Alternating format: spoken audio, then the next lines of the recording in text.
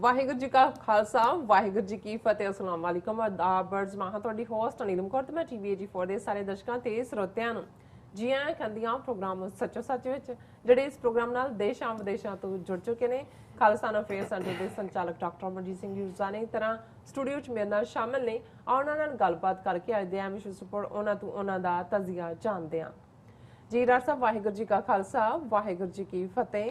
हाँ जी नीलम कौर जी, ਤੁਹਾਨੂੰ ਵੀ ਤੇ ਦੁਨੀਆ ਭਰ 'ਚ ਬੈਠੇ ਸਾਡੇ ਬਹੁਤ ਹੀ ਪਿਆਰੇ ਸੋਹਣੇ ਸਿਆਣੇ TV84 ਦੇ ਦਰਸ਼ਕਾਂ ਨੂੰ ਵੀ ਵਾਹਿਗੁਰੂ ਜੀ ਕਾ ਖਾਲਸਾ ਵਾਹਿਗੁਰੂ ਜੀ ਕੀ ਫਤਿਹ ਤੇ ਸਾਡੇ ਬਹੁਤ ਹੀ ਪਿਆਰੇ ਮੁਸਲਮਾਨ ਭੈਣਾਂ ਭਰਾਵਾਂ ਨੂੰ अस्सलाम वालेकुम। जी राज साहब जी आनू प्रोग्राम सच्चो सच विच बहुत शुक्रिया जी राज साहब। आज 25 जून 2021 11 हार्ड नानकशाही संमत 553 ਦਾ ਦਿਨ ਹੈ ਤੇ ਰਾਜ ਸਾਹਿਬ ਪ੍ਰੋਗਰਾਮ ਸ਼ੁਰੂ ਕਰਨ ਤੋਂ ਪਹਿਲਾਂ ਅਸੀਂ ਆਪਣੇ ਦਰਸ਼ਕਾਂ ਤੇ ਸਰੋਤਿਆਂ ਨੂੰ ਹਮੇਸ਼ਾ ਤਰ੍ਹਾਂ ਦੱਸਦੇ ਵਿਅਰਸ ਜੇ ਤੁਸੀਂ ਹੱਕ ਸੱਚ ਇਨਸਾਫ ਤੇ ਪੈਰਾ ਦਿਨ ਦਾ ਇੱਕੋ ਇੱਕ ਚੈਨਲ TV84 ਨੂੰ ਦੇਖਣਾ ਚਾਹੁੰਦੇ ਹੋ ਤਾਂ ਤੁਸੀਂ ਦੇਖ ਸਕਦੇ ਹੋ spectrum cable, RCN cable, Bell 5 cable Canada, roku, ਚਾਤੂ ਬਾਕਸ, ਸ਼ਾਵਾ, ਫੇਸਬੁੱਕ, TV84 ਦੀ ਐਪ ਰਾਹੀਂ online streaming and IP box ਤੇ ਤੁਸੀਂ TV84 ਨੂੰ ਦੇਖ ਸਕਦੇ ਹੋ। ਵਿਊਅਰਸ ਜੇ ਤੁਸੀਂ TV84 ਨਾਲ ਜਾਂ ਪ੍ਰੋਗਰਾਮ ਸੱਚੋ ਸੱਚ ਨਾਲ ਫੇਸਬੁੱਕ ਰਾਹੀਂ ਜੁੜੇ ਹੋ ਤਾਂ ਇਸ ਨੂੰ ਵੱਧ ਤੋਂ ਵੱਧ ਲਾਈਕ ਕਰੋ ਤੇ ਸ਼ੇਅਰ ਕਰੋ ਅਤੇ ਨਾਲ ਹੀ YouTube ਤੇ ਸਬਸਕ੍ਰਾਈਬ ਵੀ ਕਰੋ।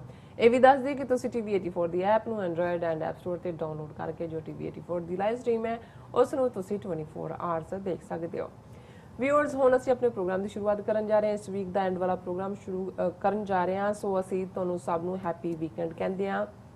ਸੋ ਪ੍ਰੋਗਰਾਮ ਦੇ ਸ਼ੁਰੂ ਦੇ ਵਿੱਚ ਜਿਸ ਤਰ੍ਹਾਂ ਕਿ ਵਿਊਅਰਸ TV84 ਵੱਲੋਂ ਇਹ ਜੂਨ ਦਾ ਸਾਰਾ ਮਹੀਨਾ ਬਾਬਾ ਬੰਦਾ ਸਿੰਘ ਬਹਾਦਰ ਦੀ ਸ਼ਹਾਦਤ, ਗੁਰੂ ਅਰਜਨ ਸਾਹਿਬ ਜੀ ਦੀ ਸ਼ਹਾਦਤ, ਜੂਨ 84 ਦੇ ਘੱਲੂਘਾਰੇ ਵਿੱਚ ਸ਼ਹੀਦ ਹੋਏ ਸ਼ਹੀਦਾਂ ਦੀ ਯਾਦ ਨੂੰ ਸਮਰਪਿਤ ਕੀਤਾ ਗਿਆ ਹੈ। ਸੋ ਅਸੀਂ ਚਾਹਾਂਗੇ ਕਿ ਤੁਸੀਂ ਵੀ ਆਪਣਾ ਜਿਹੜਾ ਸੁਨੇਹਾ ਹੈ ਉਹ ਪ੍ਰੋਗਰਾਮ ਸੱਚੋ ਸੱਚ ਰਾਹੀਂ ਇਸ ਸ਼ਹੀਦੀ ਮਹੀਨੇ ਸਾਡੇ ਦਰਸ਼ਕਾਂ ਨਾਲ ਸਾਂਝਾ ਕਰ ਸਕਦੇ ਹੋ। ਸਪਾਂਸਰਸ਼ਿਪ ਕਰਨ ਲਈ ਤੁਸੀਂ ਸਾਡੇ ਨੰਬਰ 5166191984 ਰਾਹੀਂ ਸੰਪਰਕ ਕਰ ਸਕਦੇ ਹੋ ਸਾਨੂੰ ਤੇ ਨਾਲ ਹੀ WhatsApp ਸੇਮ ਨੰਬਰ ਤੇ ਕਰ ਸਕਦੇ ਹੋ। ਤੁਸੀਂ ਸਾਨੂੰ ਈਮੇਲ ਵੀ ਕਰ ਸਕਦੇ ਹੋ info@tv84.tv ਤੇ sos@tv.tv ਤੇ।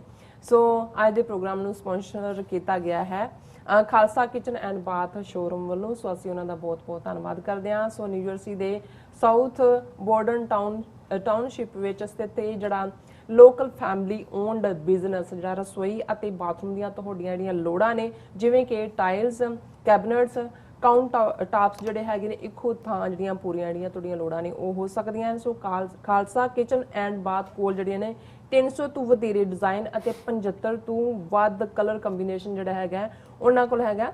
ਸੋ ਤੁਹਾਡੀਆਂ ਲੋੜਾਂ ਮੁਤਾਬਕ ਜਿਹੜੀ ਹੈ ਤੁਹਾਡੀ ਰਸੋਈ ਆ ਉਹ ਤਿਆਰ ਕਰ ਸਕਦੇ ਨੇ। ਸੋ ਕਿਚਨ ਅਤੇ ਬਾਥਰੂਮ ਦੇ ਹਰ ਤਰ੍ਹਾਂ ਦੇ ਕੰਮ ਲਈ ਤੁਸੀਂ ਜਿਹੜਾ ਨਿਊ ਜਰਸੀ ਸਥਿਤ Khalsa kitchen and bath showroom ਤੱਕ ਤੁਸੀਂ ਪਹੁੰਚ ਕਰ ਸਕਦੇ ਹੋ। ਸੋ ਅੱਜ ਦੀ ਸਪਾਂਸਰਸ਼ਿਪ ਲਈ ਅਸੀਂ Khalsa kitchen and bath showroom ਦੇ ਜਿਹੜੇ ਮਾਲਕ ਨੇ ਪੰਥਦਰਦੀ ਨੇ ਸਾਡੇ ਵੀਰ ਸਰਦਾਰ ਗੁਰਦਿਆਲ ਸਿੰਘ, ਅਸੀਂ ਉਹਨਾਂ ਦਾ ਤਹਿ ਦਿਲ ਤੋਂ ਧੰਨਵਾਦ ਕਰਦੇ ਹਾਂ। ਸੋ ਹੁਣ ਆਪਾਂ ਆਪਣੇ ਜਿਹੜਾ ਮੇਨ ਇਸ਼ੂ ਹੈ ਉਸ ਵੱਲ ਮੁੜਦੇ ਹਾਂ। ਉਸ ਵਿੱਚ ਆਪਾਂ ਗੱਲਬਾਤ ਕਰਨ ਜਾ ਰਹੇ ਹਾਂ ਭਾਰਤ ਦੇ ਹਵਾਲੇ ਨਾਲ ਕਿ ਭਾਰਤੀ ਜਿਹੜੇ ਲੀਡਰਾਂ ਵੱਲੋਂ ਸਮੇਂ-ਸਮੇਂ ਜਿਹੜਾ ਭਾਰਤ ਦੇ ਵਿਸ਼ਵ ਗੁਰੂ ਹੋਣ ਅਤੇ ਸੁਪਰ ਪਾਵਰ ਬਣਨ ਦੀਆਂ ਜਿਹੜੀਆਂ ਡਿੰਗਾਂ ਨੇ ਉਹ ਲਗਾਤਾਰ ਮਾਰੀਆਂ ਜਾਂਦੀਆਂ ਨੇ। ਸੋ ਏਸ਼ੀਆ ਟਾਈਮਜ਼ ਵਿੱਚ ਛਪਿਆ ਇੱਕ ਆਰਟੀਕਲ ਭਾਰਤ ਦੀ ਹਕੀਕਤ ਬਿਆਨ ਕਰਦਾ ਨਜ਼ਰ ਜਿਹੜਾ ਉਹ ਆ ਰਿਹਾ ਹੈ। ਇਸ ਆਰਟੀਕਲ ਦਾ ਅਨੁਮਾਨ ਹੈ ਕਿ ਭਾਰਤ ਦੁਨੀਆ ਵਿੱਚ ਨਾ ਕਦੀ ਕੁਝ ਸੀ ਅਤੇ ਨਾ ਕੁਝ ਹੈ ਤੇ ਨਾ ਹੀ ਕੁਝ ਹੋਵੇਗਾ। ਸੋ ਇਸ ਬਾਰੇ ਆਪਾਂ ਵਿਚਾਰ ਚਰਚਾ ਕਰਨ ਜਾ ਰਹੇ ਹਾਂ। ਸੋ ਅਸੀਂ ਚਾਹਾਂਗੇ ਕਿ ਤੁਸੀਂ ਸਟਾਰਟਿੰਗ ਤੋਂ ਲੈ ਕੇ ਐਂਡ ਤੱਕ ਸਾਡੇ ਨਾਲ ਇਸੇ ਤਰ੍ਹਾਂ ਹੀ ਬਣੇ ਰਹਿਣਾ। ਦੇਖਣ ਸੁਣਨ ਲਈ ਤੁਹਾਡਾ ਸਭ ਦਾ ਬਹੁਤ ਬਹੁਤ ਸ਼ੁਕਰੀਆ। ਜੀ ਰਾਜ ਸਾਹਿਬ ਕੀ ਵਿਚਾਰਾਂ ਨੇ ਇਸ ਮੁੱਦੇ ਬਾਰੇ? ਦੇਖੋ ਅਸੀਂ ਵੀ ਤੁਹਾਡੀ ਆਵਾਜ਼ 'ਚ ਆਵਾਜ਼ ਰਲਾਉਂਦੇ ਹਾਂ। ਵੀਰ ਗੁਰਦਿਆਲ ਸਿੰਘ ਸਾਡੇ ਪੰਥਦਰਦੀ ਵੀਰ ਨੇ। ਪਿਛਲੇ ਲਗਭਗ 30 ਸਾਲ ਤੋਂ ਉਹਨਾਂ ਦੀ ਕੰਟਰੀਬਿਊਸ਼ਨ ਪੰਥਕ ਹਲਕਿਆਂ 'ਚ ਵੀ ਰਹੀ। ਉਹਨਾਂ ਦੇ ਬੱਚੇ ਬੇਟੇ ਸਿੱਖੀ ਸਰੂਪ 'ਚ ਬੜੇ ਹੋਣਹਾਰ ਔਰ ਪੂਰੇ ਪੰਥਕ ਦਰਦ ਵਾਲੇ ਨੇ। ਪਹਿਲਾਂ ਉਹ ਨਿਊਯਾਰਕ ਰਹਿੰਦੇ ਸਨ, ਹੁਣ ਨਿਊ ਜਰਸੀ ਮੂਵ ਕੀਤੇ ਨੇ ਔਰ ਉਹਨਾਂ ਨੇ ਆਪਣਾ ਚੰਗਾ ਕਾਰੋਬਾਰ ਐਸਟੈਬਲਿਸ਼ ਕੀਤਾ ਹੈ। TV84 ਨਾਲ ਉਹ ਬਹੁਤ ਪਿਆਰ ਕਰਦੇ ਨੇ ਔਰ ਸਾਡੇ ਪ੍ਰਤੀ ਵੀ ਉਹਨਾਂ ਦਾ ਪਿਛਲੇ 3 ਦਹਾਈਆਂ ਤੋਂ ਲਗਾਤਾਰ ਜਿਹੜਾ ਹੈ ਉਹ ਪਿਆਰ ਵੀ ਹੈ ਔਰ ਫੁੱਲੀ ਸਪੋਰਟ ਵੀ ਹੈ। ਅਸੀਂ ਉਹਨਾਂ ਦਾ ਸ਼ੁਕਰੀਆ ਅਦਾ ਕਰਦੇ ਹਾਂ।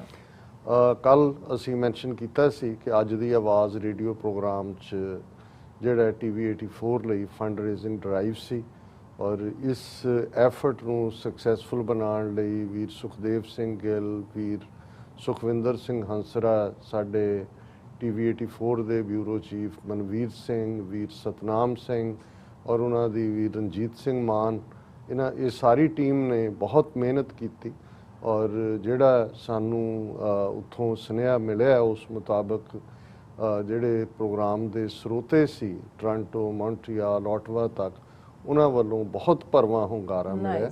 ਔਰ ਅਸੀਂ ਜਿੱਥੇ ਆਰਗੇਨਾਈਜ਼ਰਸ ਦਾ ਸ਼ੁਕਰੀਆ ਅਦਾ ਕਰਦੇ ਹਾਂ, ਉੱਥੇ ਆਪਣੇ ਸਾਰੇ ਹੀ ਉਹਨਾਂ ਵੀਰਾਂ ਭੈਣਾਂ ਦਾ, ਕਿਉਂਕਿ ਅੱਜ ਦੀ ਆਵਾਜ਼ ਪ੍ਰੋਗਰਾਮ ਨਾਲ ਮੇਰੀ ਵੀ ਲਗਭਗ 25 ਸਾਲ ਦੀ ਸਾਂਝ ਹੈ। ਹਰ ਬੁੱਧਵਾਰ ਮੈਂ ਸਰੋਤਿਆਂ ਦੇ ਜਿਹੜਾ ਰੂਬਰੂ ਹੁੰਦਾ ਔਰ ਇਹ ਇੱਕ ਜਿਵੇਂ ਅਸੀਂ ਦੇਖਦੇ ਹਾਂ ਕਿ ਬਹੁਤ ਵਾਰ ਰੁਕਾਵਟਾਂ ਵੀ ਹੁੰਦੀਆਂ ਨੇ, ਕਈ ਵਾਰ ਕੁਝ ਘਟਨਾਵਾਂ ਉਦਾਸੀ ਦੇਣ ਵਾਲੀਆਂ ਵੀ ਹੁੰਦੀਆਂ, ਪਰ ਸਾਡੀ ਸਟਰੈਂਥ ਉਹੀ ਵੀਰ ਭੈਣਾਂ ਨੇ ਜਿਹੜੇ ਸਮਝਦੇ ਨੇ ਕਿ ਇਹ ਡਗਰ ਬੇਸ਼ੱਕ ਖੰਨਿਓ ਤਿੱਖੀ ਵਾਲੋਂ ਨਿੱਕੀ ਹੈ, ਇਹਦੇ 'ਚ ਵੀ ਕੋਈ ਸ਼ੱਕ ਨਹੀਂ ਹੈ ਕਿ ਤੱਤੇ ਰੇਤ ਤੇ ਜਿਹੜਾ ਪੈਰ ਧਰਨ ਵਾਂਗ ਹੈ, ਕਿਉਂਕਿ ਬਹੁਤ ਵਾਰ ਲੋਕ ਆਪਣੀ ਜਿਹੜੀ ਹੈ ਉਹ ਆਸਾਨੀਆਂ ਦੇਖਦੇ ਨੇ ਜਾਂ ਉਸ ਰਸਤੇ 'ਤੇ ਤੁਰਨਾ ਚਾਹੁੰਦੇ ਨੇ ਜਿਹੜਾ ਕਨਫਰੰਟੇਸ਼ਨ ਦਾ ਨਾ ਹੋਏ, ਜਿਹੜਾ ਸਭ ਨੂੰ ਖੁਸ਼ ਕਰਨ ਦਾ ਹੋਏ। ਪਰ ਇਸ 'ਚ ਵੀ ਕੋਈ ਸ਼ੱਕ ਨਹੀਂ ਹੈ ਕਿ ਸੱਚ ਦੇ ਰਸਤੇ 'ਤੇ ਤੁਰਨਾ, ਜਿੱਥੇ ਇਸ ਦੀਆਂ ਆਪਣੀਆਂ ਜਿਹੜੀਆਂ ਨੇ ਉਹ ਰੁਕਾਵਟਾਂ ਹੁੰਦੀਆਂ ਨੇ, ਉੱਥੇ ਸੱਚ ਦਾ ਭਾਰ ਵੀ ਹੁੰਦਾ ਹੈ। ਔਰ ਹਮੇਸ਼ਾ ਜਿੱਥੇ ਵੀ ਜਿਹੜੇ ਸੱਚ ਨੂੰ ਪਿਆਰ ਕਰਨ ਵਾਲੇ ਨੇ ਉਹ ਸਮਝਦੇ ਨੇ ਕਿ ਕੌਮੀ ਘਰ ਖਾਲਿਸਤਾਨ ਤੋਂ ਬਿਨਾਂ ਸਿੱਖਾਂ ਦੇ ਕੋਲ ਕੋਈ ਹੱਲ ਬਾਕੀ ਨਹੀਂ ਬਚਿਆ। ਇੱਕ ਲਾਈਨ 'ਚ ਅੰਗਰੇਜ਼ੀ 'ਚ ਕਹਿਣਾ ਹੋਏ ਕਿ ਖਾਲਿਸਤਾਨ ਦਾ ਓਨਲੀ ਸੋਲੂਸ਼ਨ। ਔਰ ਉਹ ਵੀਰ ਭੈਣਾਂ ਇਹ ਵੀ ਸਮਝਦੇ ਨੇ ਕਿ ਅੱਜ ਦੀ ਦੁਨੀਆ ਦੇ ਵਿੱਚ ਜੇ ਕੋਈ ਸਭ ਤੋਂ ਤਾਕਤਵਰ ਹਥਿਆਰ ਹੈ ਤੇ ਉਹ ਮੀਡੀਆ ਹੈ। ਔਰ ਮੀਡੀਆ ਦੇ ਵਿੱਚ ਜਦੋਂ ਤੱਕ ਤੁਸੀਂ ਹਕੂਮਤ ਦੇ ਜ਼ੁਲਮ ਨੂੰ, ਉਹਨਾਂ ਦੇ ਝੂਠੇ ਨੈਰੇਟਿਵ ਨੂੰ ਚੈਲੰਜ ਨਹੀਂ ਕਰਦੇ, ਆਪਣਾ ਨੈਰੇਟਿਵ ਨਹੀਂ ਦਿੰਦੇ, ਤੇ ਬਾਕੀ ਆਮ ਲੋਕ ਤਾਂ ਕਬੂਲਦੇ ਨੇ ਜੋ ਅਸਰ ਮੀਡੀਆ 'ਚ ਚੱਲ ਰਿਹਾ ਹੁੰਦਾ। ਜੇ ਅਸੀਂ ਕਿਹਾ ਸੀ ਕਿ ਵੀ ਤੁਸੀਂ ਹੁਣੇ IP ਬਾਕਸ ਤੇ ਜਾ ਕੇ ਦੇਖੋ, 300+ ਪੰਜਾਬੀ ਚੈਨਲ ਨੇ ਜਿਹੜੇ ਪੰਜਾਬੀਅਤ ਦੇ ਨਾਂ ਥੱਲੇ ਗੰਦ ਵੀ ਪਰੋਸ ਰਹੇ ਨੇ। ਜਸਟ ਉਸ ਕਿਸਮ ਦੀ ਜਿਹੜੀ ਹੈ ਉਹਨਾਂ ਦੀ ਹੈ ਕਿ ਭਾਈ ਉਹਨਾਂ ਨੇ ਜਿਹੜਾ ਉਸ 'ਚੋਂ ਪੈਸੇ ਬਣਾਉਣੇ ਨੇ। ਔਰ ਅਸੀਂ ਸਮਝਦੇ ਹਾਂ ਸਾਡੀਆਂ ਡਿਫਿਕਲਟੀਜ਼ ਵੀ ਸਾਰੀਆਂ ਨੇ, ਲੇਕਿਨ ਇਹਦੇ ਬਾਵਜੂਦ ਮੈਂ ਕਦੇ ਵੀ ਨਾ ਨਿਰਾਸ਼ਤਾ ਵੱਲ ਹੈ ਔਰ ਆਪਣੇ ਗੁਰੂ ਤੇ ਵੀ ਭਰੋਸਾ ਹੈ ਔਰ ਆਪਣੇ ਪੰਥ ਤੇ, ਆਪਣੇ ਵੀਰਾਂ ਭੈਣਾਂ ਤੇ, ਕਿ ਅਸੀਂ ਫਕੀਰਾਂ ਵਾਂਗ ਖਾਲੀ ਹੱਥ ਦਸੰਬਰ 2012 ਦੇ ਵਿੱਚ ਨਿਊਯਾਰਕ ਸ਼ਹਿਰ ਆਏ ਔਰ ਸਾਊਂਡ ਵਿਊ ਬ੍ਰਾਡਕਾਸਟਿੰਗ ਜਿੱਥੋਂ ਆਲਰੇਡੀ 34-35 ਚੈਨਲ ਚੱਲਦੇ ਨੇ, ਇੱਥੋਂ ਪਤਾ ਨਹੀਂ ਕਿਸ ਭਰੋਸੇ ਕਿਵੇਂ ਇਸ ਦੀ ਸਾਰੀ ਸ਼ੁਰੂਆਤ ਹੁੰਦੀ ਹੈ। ਔਰ ਇਸ ਸਾਰੇ ਦੇ ਵਿੱਚ ਡਿਫਿਕਲਟੀਜ਼ ਵੀ ਰਹੀਆਂ। ਕੋਵਿਡ-19 ਨੇ ਹੋਰ ਵੀ ਸੈਟਬੈਕ ਦਿੱਤਾ, ਪਰ ਜਿੱਥੇ ਮੈਂ ਆਪਣੇ ਦਰਸ਼ਕਾਂ ਦਾ ਧੰਨਵਾਦ ਕਰਦਾ ਹਾਂ ਔਰ ਅੱਜ ਦੀ ਆਵਾਜ਼ ਦੇ ਸਰੋਤਿਆਂ ਦਾ ਧੰਨਵਾਦ ਕਰਦਾ ਹਾਂ, ਉੱਥੇ ਮੈਂ ਆਪਣੀ ਟੈਕਨੀਕਲ ਟੀਮ ਜਿਹੜੇ ਪੂਰੇ ਜਿਸ ਨੂੰ ਕਹਿੰਦੇ ਨੇ ਕਿ ਅੱਡੀ ਗੱਡ ਕੇ ਖੜੇ ਨੇ, ਇਹ ਸੌਖਾ ਨਹੀਂ ਹੈ ਕਿਉਂਕਿ ਇਹ ਇੱਕ ਐਸੀ ਇੰਡਸਟਰੀ ਹੈ, ਜਦੋਂ ਅਸੀਂ ਐਂਟਰਟੇਨਮੈਂਟ ਇੰਡਸਟਰੀ ਦੀ ਗੱਲ ਕਰੀਏ ਜਾਂ ਮੀਡੀਆ ਆਊਟਲੈਟਸ ਦੀ, ਕਿ ਇਹਦੇ 'ਚ ਜਿਹੜੇ ਨੇ ਉਹ ਪੈਰ ਟਿਕਾ ਕੇ ਖਲੋਣ ਵਾਲੇ ਜਾਂ ਅੱਡੀ ਗੱਡ ਕੇ ਖਲੋਣ ਵਾਲੇ ਘੱਟ ਹੁੰਦੇ ਨੇ।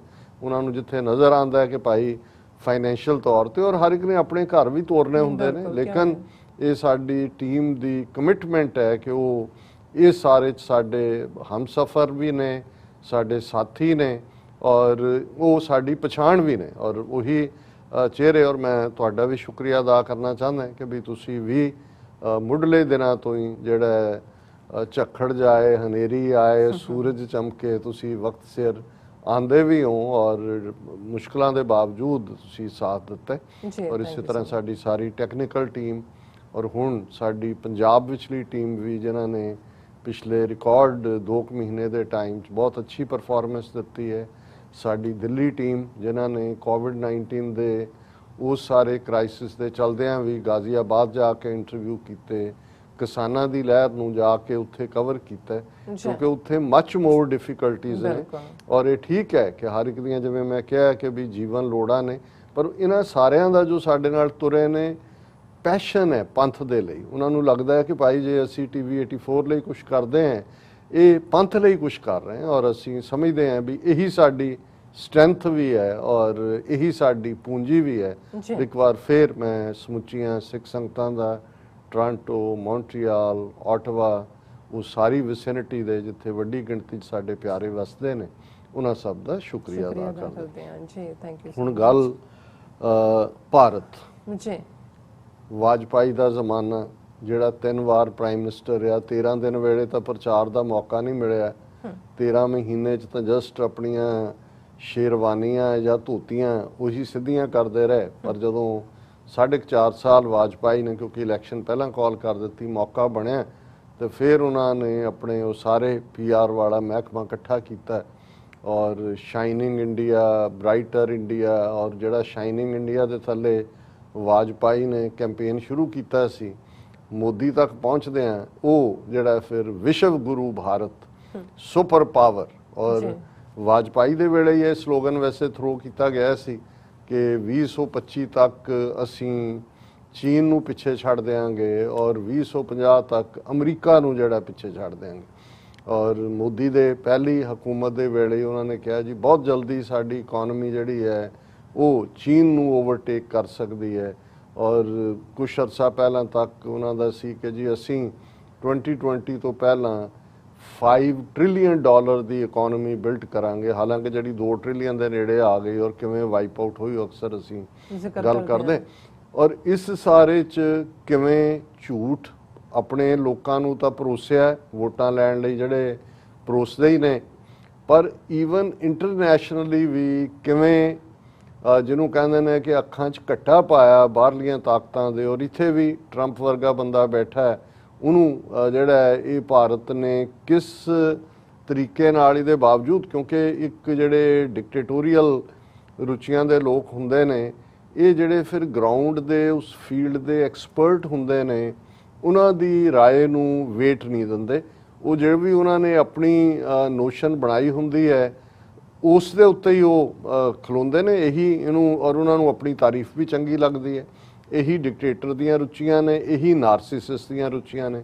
ਸੋ ਟਰੰਪ ਵੀ ਸਾਈਕੋਲੋਜੀਕਲੀ ਜਿਹੜਾ ਉਹਨਾਂ ਦਾ ਜ਼ੇਨੀ ਬਿਲਟਅਪ ਜਾਂ ਮਾਨਸਿਕ ਬਿਲਟਅਪ ਉਹ ਨਾਰਸਿਸਿਸਟ ਦਾ, ਔਰ ਮੋਦੀ ਦਾ ਵੀ ਨਾਰਸਿਸਿਸਟ ਦਾ। ਸੋ ਮੋਦੀ ਨੇ ਜਿਸ ਕਿਸਮ ਦਾ ਉਹ ਸਾਰਾ ਜਿਹੜਾ ਉਹ ਪੋਪ ਲੀਲਾ ਕੀਤੀ, ਉਹ ਟਰੰਪ ਨੂੰ ਵੀ ਭਾਉਂਦੀ ਸੀ। ਤੇ ਜੋ ਟਰੰਪ ਦੀ ਪੋਪ ਲੀਲਾ ਹੈ ਉਹਦੇ ਥੱਲੇ ਮੋਦੀ ਵੀ ਮਾਈ ਫਰੈਂਡ ਕਹਿ ਕੇ ਸੌਦਾ ਵੇਚਦਾ ਸੀ।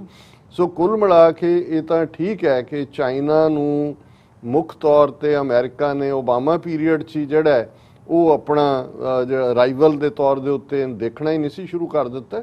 ਉਹ ਚਾਈਨਾ ਐਂਟਾਈ ਚਾਈਨਾ ਪਾਲਿਸੀਜ਼ ਵੀ, ਔਰ ਅਮਰੀਕਾ 'ਚ ਵੀ ਇੰਨੇ ਸਿਆਣੇ ਬਣੇ ਜਿੱਥੇ ਸਟ੍ਰੈਟੇਜੀਸ਼ੀਅਨ ਬੈਠੇ ਹੁੰਦੇ ਨੇ, ਪਰ ਕਈ ਵਾਰ ਇਹਨਾਂ ਦਾ ਕੀ ਚੱਲਦਾ ਹੈ ਕੀ ਨਹੀਂ। ਮੈਂ ਕਈ ਵਾਰ ਦੇਖਦਾ ਹਾਂ ਵੀ ਅਮਰੀਕਾ ਨੂੰ, ਬੇਸ਼ੱਕ ਸੈਕੰਡ ਵਰਲਡ ਵਾਰ ਤੋਂ ਬਾਅਦ ਅਮਰੀਕਾ ਇੱਕ ਸੁਪਰ ਪਾਵਰ ਦੇ ਤੌਰ ਤੇ ਉੱਭਰੀ, ਪਰ ਜੇ ਦੇਖਣਾ ਹੋਏ ਮਿਲਟਰੀ ਫੀਲਡ 'ਚ ਵੀ, ਕੋਰੀਅਨ ਵਾਰ, ਵਿਤਨਾਮ ਵਾਰ, ਹੁਣ ਜਿਹਦੇ 'ਚ ਕੋਰੀਅਨ ਵਾਰ 'ਚ ਵੀ 60,000 ਦੇ ਨੇੜੇ ਤੇੜੇ ਆਪਣੇ ਸੋਲਜਰ ਮਰਵਾਏ, ਵਿਤਨਾਮ ਵਾਰ 'ਚ ਵੀ 60,000 ਦੇ ਕਰੀਬ ਮਰਵਾਏ, ਔਰ ਮਿਲੀਅਨਸ ਵਿਤਨਾਮੀਆਂ ਨੂੰ ਮਾਰਿਆ। ਔਰ ਕਿਵੇਂ ਉਸ ਸਾਰੇ 'ਚੋਂ ਜਿਹੜੀ ਹੈ ਉਹਨਾਂ ਦੀ ਜਿਸ ਨੂੰ ਐਮਬੈਰਸਿੰਗ ਹੀ ਨਹੀਂ, ਉਹ ਹੰਬਲ ਜਿਹੜੀ ਜਿਹਨੂੰ ਇੱਕ ਉਸ ਕਿਸਮ ਦੀ ਡਿਫੀਟ ਸੀ। ਅੱਜ ਵੀ ਉਹ ਪਿਕਚਰ ਜਦੋਂ ਅਖੀਰਲੇ ਜਿਹੜੇ ਨੇ ਉਹ ਹੈਲੀਕਾਪਟਰ ਤੇ ਲਟਕ ਰਹੇ ਨੇ, ਔਰ ਉਹ ਪਿਕਚਰ ਅੱਜ ਵੀ ਜਿਹੜੀ ਆ ਅਮਰੀਕਨਾਂ ਨੂੰ ਸ਼ਰਮ ਦਿੰਦੀ ਹੈ ਵੀ ਵਿਤਨਾਮ 'ਚ ਸਾਡਾ ਕੀ ਹਾਲ ਕੀਤਾ।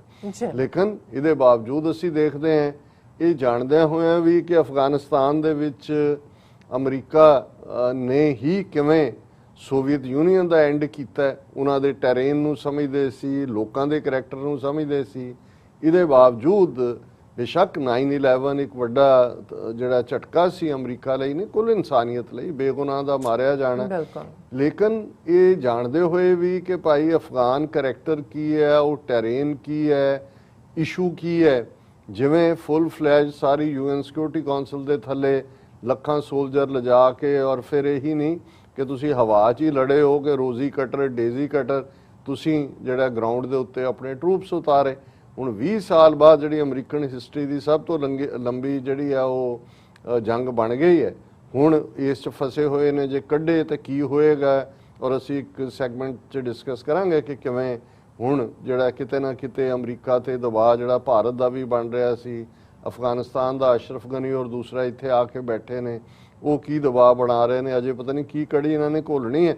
ਲੇਕਿਨ ਇਸ 'ਚ ਕੋਈ ਸ਼ੱਕ ਨਹੀਂ ਹੈ ਕਿ ਇਹ ਬਹੁਤ ਬੁਰੀ ਤਰ੍ਹਾਂ, ਲੇਕਿਨ ਬਹੁਤ ਵੱਡੀ ਮੈਂ ਸਮਝਦਾ ਜਿਹਦੇ 'ਚ ਜੇ ਹੁਣ ਸੰਭਲ ਜਾਣ, ਜਿਵੇਂ ਏਸ਼ੀਆ ਟਾਈਮਸ ਦਾ ਮਿਸਟਰ ਭੀਮ ਪੋਰਟੈਲ ਦਾ ਇਹ ਆਰਟੀਕਲ ਅੱਜ ਅਮਰੀਕਨਾਂ ਦਾ ਇਹ ਦੱਸਦਾ ਹੈ ਕਿ ਵੀ ਉਹਨਾਂ ਨੇ ਜਿਹੜੀ ਬਾਈਡਨ ਐਡਮਿਨਿਸਟ੍ਰੇਸ਼ਨ ਦੀਆਂ ਇਨਰ ਟੀਮਸ ਨੇ ਉਹ ਭਾਰਤ ਤੋਂ ਪਿੱਛੇ ਹਟ ਰਹੀਆਂ ਨੇ ਔਰ ਦੇਖ ਰਹੀਆਂ ਨੇ ਕਿ ਚਾਈਨਾ ਬਾਰੇ ਉਹ ਨਵੀਂ ਪਾਲਿਸੀ ਅਪਣਾਉਣ, ਕਿਉਂਕਿ ਟਰੰਪ ਐਡਮਿਨਿਸਟ੍ਰੇਸ਼ਨ ਨੇ ਜਿਵੇਂ ਫੁੱਲ ਫਲੈਜਡ ਵੇਟ ਮੋਦੀ ਦੇ ਇੰਡੀਆ ਦੇ ਪਿੱਛੇ ਸੁੱਟਿਆ ਕਿ ਇਹ ਚੀਨ ਨੂੰ ਕਾਊਂਟਰ ਕਰਨ ਦੇ ਲਈ ਇਹ ਇੱਕ ਬੈਸਟ ਜਿਹੜੀ ਹੈ ਉਹ ਆਪਸ਼ਨ ਹੈ। ਔਰ ਉਹਦੇ 'ਚ ਕੋਈ ਸ਼ੱਕ ਨਹੀਂ ਹੈ ਕਿ ਇੰਡੀਆ ਨੇ ਖੁੱਲ੍ਹ ਕੇ ਕੁਆਡ ਦੇ ਵਿੱਚ ਵੀ ਸ਼ਮੂਲੀਅਤ ਕੀਤੀ ਔਰ ਪੂਰਾ ਜੋ ਵੀ ਅਮਰੀਕਾ ਉਹਨਾਂ ਨੂੰ ਉਸ ਓਸ਼ਨ ਦੇ ਵਿੱਚ ਚਾਹੀਦਾ ਸੀ ਉਹ ਇੰਡੀਆ ਨੇ ਪ੍ਰੋਵਾਈਡ ਕੀਤਾ। ਪਰ ਚਾਈਨਾ ਨੂੰ ਇਹੀ ਨਹੀਂ ਕਿ ਅਮਰੀਕਨ ਨੀਤੀ ਘਾੜਿਆਂ ਨੇ ਇੰਡੀਆ ਨੂੰ ਓਵਰ ਐਸਟੀਮੇਟ ਕੀਤਾ, ਉਹਨਾਂ ਨੇ ਚਾਈਨਾ ਨੂੰ ਵੀ ਅੰਡਰ ਐਸਟੀਮੇਟ ਕੀਤਾ। ਬਹੁਤ ਵਾਰ ਜਦੋਂ ਦੋ ਗਲਤੀਆਂ, ਇੱਕ ਗਲਤੀ ਤਾਂ ਮਾਫ ਹੋ ਸਕਦੀ ਹੈ ਕਿ ਵੀ ਜਾਂ ਇੱਕ ਗਲਤੀ ਚੋਂ ਤੁਸੀਂ ਮਾਫ ਨਹੀਂ, ਇੱਕ ਗਲਤੀ ਚੋਂ ਤੁਸੀਂ ਬਚ ਕੇ ਨਿਕਲ ਸਕਦੇ ਹੋ ਉਹਦੇ ਕਨਸੀਕੁਐਂਸਿਸ ਤੋਂ, ਪਰ ਜਦੋਂ ਦੋਵੇਂ ਗਲਤੀਆਂ ਹੋਣ, ਹੁਣ ਚਾਈਨਾ ਨੇ ਇਸ ਸਾਰੇ ਪੀਰੀਅਡ 'ਚ ਜਦੋਂ ਆਪਣੀ ਅਸਲ ਤਾਕਤ ਦਿਖਾਈ ਹੈ ਉਸ ਸਪੇਸ ਦੇ ਵਿੱਚ ਹੋਏ, ਕਿਸ ਲੈਵਲ ਤੇ ਕਿੱਥੇ ਗਏ, ਕੋਵਿਡ-19 ਨੂੰ ਕੰਟਰੋਲ ਕਰਨਾ ਹੋਏ, ਜੋ ਕੁਝ ਉਹਨਾਂ ਨੇ ਹਾਂਗਕਾਂਗ 'ਚ ਕੀਤਾ ਜਾਂ ਤਾਈਵਾਨ ਦੇ ਹਵਾਲੇ ਨਾਲ ਹੈ, ਉਹ ਨਾ ਬੱਜ ਕਰਦੇ ਨੇ, ਨਾ ਉਹਨਾਂ ਨੇ ਕੋਈ ਜਿਹੜੀ ਹੈ ਉਹ ਇਸ ਕਿਸਮ ਦੀ ਕਮਜ਼ੋਰ ਲਾਈਨ ਦਿਖਾਈ। ਔਰ ਉਹਨਾਂ ਦੀ ਇਕਨੋਮਿਕਲ ਗਰੋਥ ਜਦੋਂ ਕੋਵਿਡ-19 'ਚ ਸਿਸਟਮ ਸਾਰੇ ਅਮਰੀਕਾ ਸਮੇਤ ਯੂਰਪ ਦੇ ਉਹ ਫਾਲਟਰ ਨਜ਼ਰ ਆਏ ਔਰ ਚਾਈਨਾ ਨੇ ਜਿੱਥੇ 20% ਦੇ ਨੇੜੇ ਤੇੜੇ ਉਹਨਾਂ ਦੀ ਗਰੋਥ ਹੈ ਇਕਨੋਮੀ ਦੀ, ਔਰ ਉਹਨਾਂ ਨੇ 80 ਤੋਂ ਜ਼ਿਆਦਾ ਦੇਸ਼ਾਂ 'ਚ ਵੈਕਸੀਨ ਵੀ ਉਹਨਾਂ ਨੇ ਆਪਣੇ ਤੌਰ ਤੇ ਡਿਵੈਲਪ ਕੀਤੀ ਕੋਵਿਡ-19 ਦੀ, 80 ਦੇ ਕਰੀਬ ਮੁਲਕਾਂ ਦੇ ਵਿੱਚ ਉਹਨੂੰ ਪਹੁੰਚਾਇਆ ਵੀ, ਜਿਹਨੂੰ ਕੋਵਿਡ ਡਿਪਲੋਮੇਸੀ ਦਾ ਨਾਂ ਇਹਨਾਂ ਨੇ ਦਿੱਤਾ ਹੈ। ਭਾਰਤ ਨੇ ਵੀ ਇਸ ਕਿਸਮ ਦਾ ਡਰਾਮਾ ਅਮਰੀਕਾ ਦੇ ਸ਼ਹਿ ਦੇ ਉੱਤੇ ਜਾਂ ਆਪਣੇ ਹੀ ਆਪ ਹੀ ਉਛਲ ਰਹੇ ਸੀ ਵਿਸ਼ਵ ਗੁਰੂ ਬਣਨ ਨੂੰ, ਪਰ ਉਹਦਾ ਹਾਲ ਅਲਟੀਮੇਟਲੀ ਇਹ ਹੋਇਆ ਕਿ ਉਹ ਜਿੱਥੇ ਇੱਕ ਡੋਜ਼ ਪਹੁੰਚੀ ਉੱਥੇ ਦੂਸਰੀ ਤੱਕ ਜਦੋਂ ਤੱਕ ਪਹੁੰਚਣੀ ਸੀ, ਉਹ ਨਤੀਜਾ ਹੈ ਕਿ ਆਪਣੇ ਲੱਖਾਂ ਲੋਕ ਮਰ ਗਏ। ਜੋ ਔਰ ਦੋਨੋਂ ਪਾਸੇ, ਇੱਕ ਪਾਸੇ ਭਾਰਤ ਕਿਵੇਂ ਇੰਟਰਨੈਸ਼ਨਲੀ ਫੇਲ ਹੋਇਆ, ਬਿਲਕੁਲ ਉਹਦਾ ਜ਼ਿਕਰ ਅਸੀਂ ਕਰਦੇ ਰਹਿੰਦੇ ਹਾਂ ਕਿ ਭਾਈ ਉਹਨਾਂ ਦੀ ਫੋਰਨ ਪਾਲਿਸੀ ਤਾਂ ਟੋਟਲ ਕਲੈਪਸ ਹੋਈ, ਗਵਾਂਢ ਦੇ ਮੁਲਕ ਵੀ, ਨੇਪਾਲ ਵੀ ਹੱਥੋਂ ਨਿਕਲ ਗਿਆ, ਸ੍ਰੀਲੰਕਾ ਵੀ ਨਿਕਲ ਗਿਆ, ਬੰਗਲਾਦੇਸ਼ ਵੀ ਔਨ ਦਾ ਐਜ ਖੜਾ ਹੈ, ਭੂਟਾਨ ਵੀ ਜਿਹੜਾ ਉਹ ਸੰਤੁਸ਼ਟ ਨਹੀਂ ਹੈ।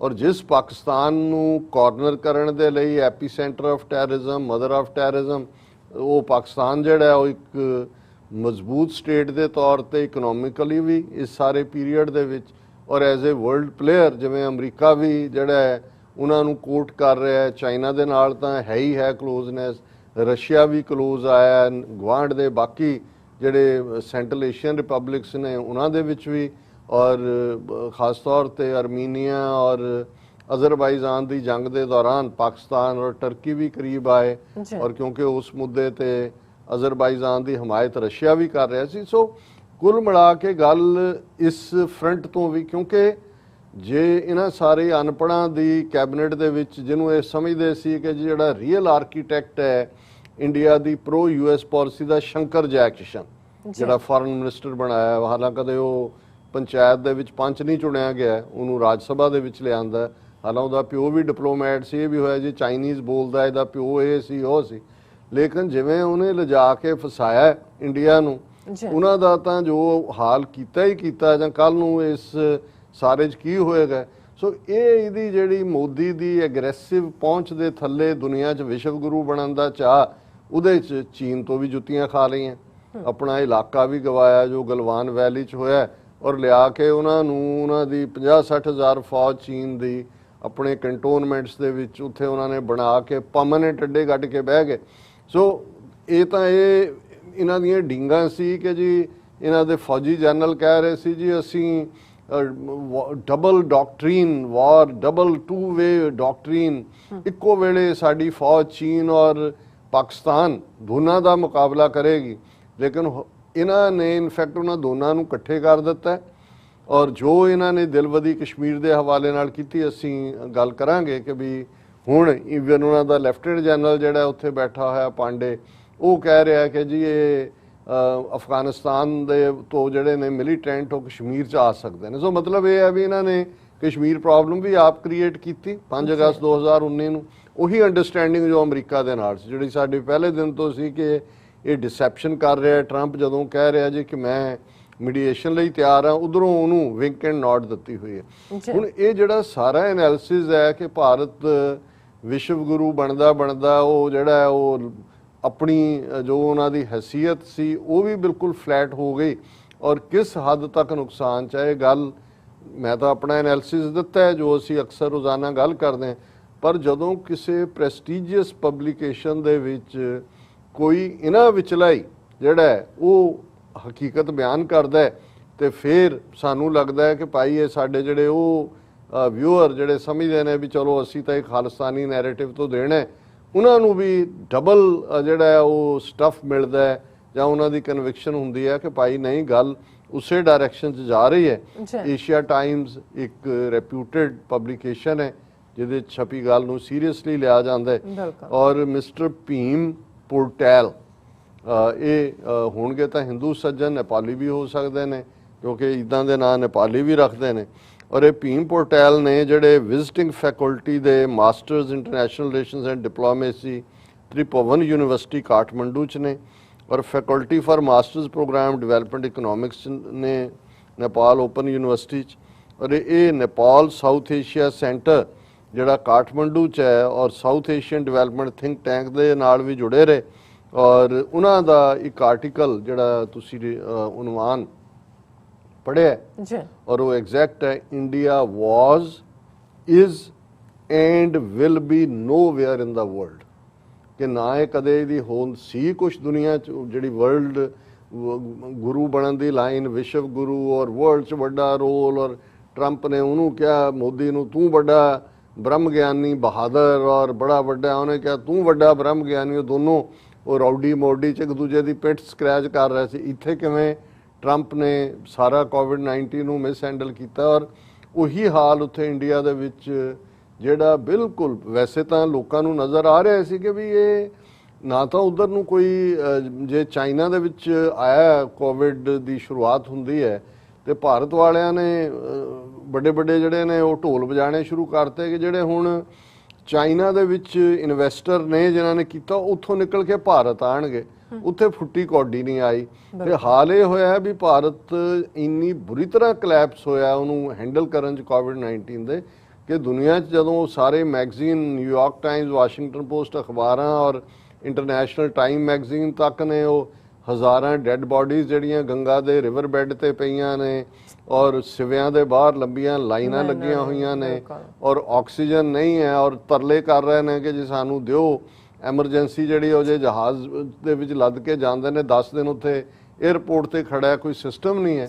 ਤਾਂ ਇਹਨਾਂ ਨੂੰ ਸਮਝ ਆਇਆ ਵੀ ਇਹ ਕਿੱਥੇ ਚੀਨ ਤੇ ਕਿੱਥੇ ਭਾਰਤ, ਵੀ ਉਹ ਹਾਲਾਂ ਇਹ ਫਰੇਜ਼ ਮੈਂ ਪਾਵਰ ਉਸ ਨੂੰ ਇਸਤੇਮਾਲ ਕਰਨਾ ਪਸੰਦ ਨਹੀਂ ਕਰਦਾ, ਪਰ ਆਮ ਕਿਉਂਕਿ ਲਿਟਰੇਚਰ 'ਚ ਹੁੰਦਾ ਹੈ ਕਿ ਕਹਾਂ ਰਾਜਾ ਭੋਜ ਔਰ ਕਹਾਂ ਗੰਗੂ ਤੇਲੀ, ਨਹੀਂ ਉਹ ਕੋਈ ਜ਼ਾਤ ਨਾਲ ਜੁੜਿਆ ਹੋਇਆ ਨਹੀਂ ਹੈ ਕਿ ਵੀ ਮੁਕਾਬਲਾ ਕੀ ਹੈ। ਇੱਕ ਪਾਸੇ ਚੀਨ ਜਿਹਦੀ ਇਕਨੋਮੀ $15 ਟ੍ਰਿਲੀਅਨ ਨੂੰ ਕ੍ਰਾਸ ਕਰਕੇ 20% ਗਰੋਥ 'ਚ ਗਈ, ਉਹਨਾਂ ਨੇ ਉਸ ਸਾਰੇ ਨੂੰ ਹੈਂਡਲ ਕੀਤਾ। ਜੋ ਅਮਰੀਕਾ ਔਰ ਵੈਸਟਰਨ ਯੂਰਪ ਦੀਆਂ ਕੁਝ ਕੰਟਰੀਜ਼ ਨੇ ਅਗੇਂਸਟ ਕੈਂਪੇਨ ਕੀਤਾ, ਉਹਨੇ ਕਿਵੇਂ ਆਪਣੇ ਆਪ ਨੂੰ WHO ਹੋਏ, UN ਹੋਏ ਔਰ ਦੂਜੇ 'ਚ ਆਪਣੀ ਥਾਂ ਬਣਾਈ। ਹੁਣ ਇਹੀ ਜਿਹੜਾ ਆਰਟੀਕਲ ਹੈ ਏਸ਼ੀਆ ਟਾਈਮਜ਼ ਦਾ, ਉਹਨਾਂ ਨੇ ਕਿਹਾ ਕਿ ਵੀ ਇਹ after the Modi government fail to combat the second wave of COVID-19, India is dismissed in the Western world, ਕਿ ਵੀ ਇਹ ਬਾਹਰ ਹੋ ਗਿਆ। ਮਤਲਬ ਉਹਦੇ 'ਚ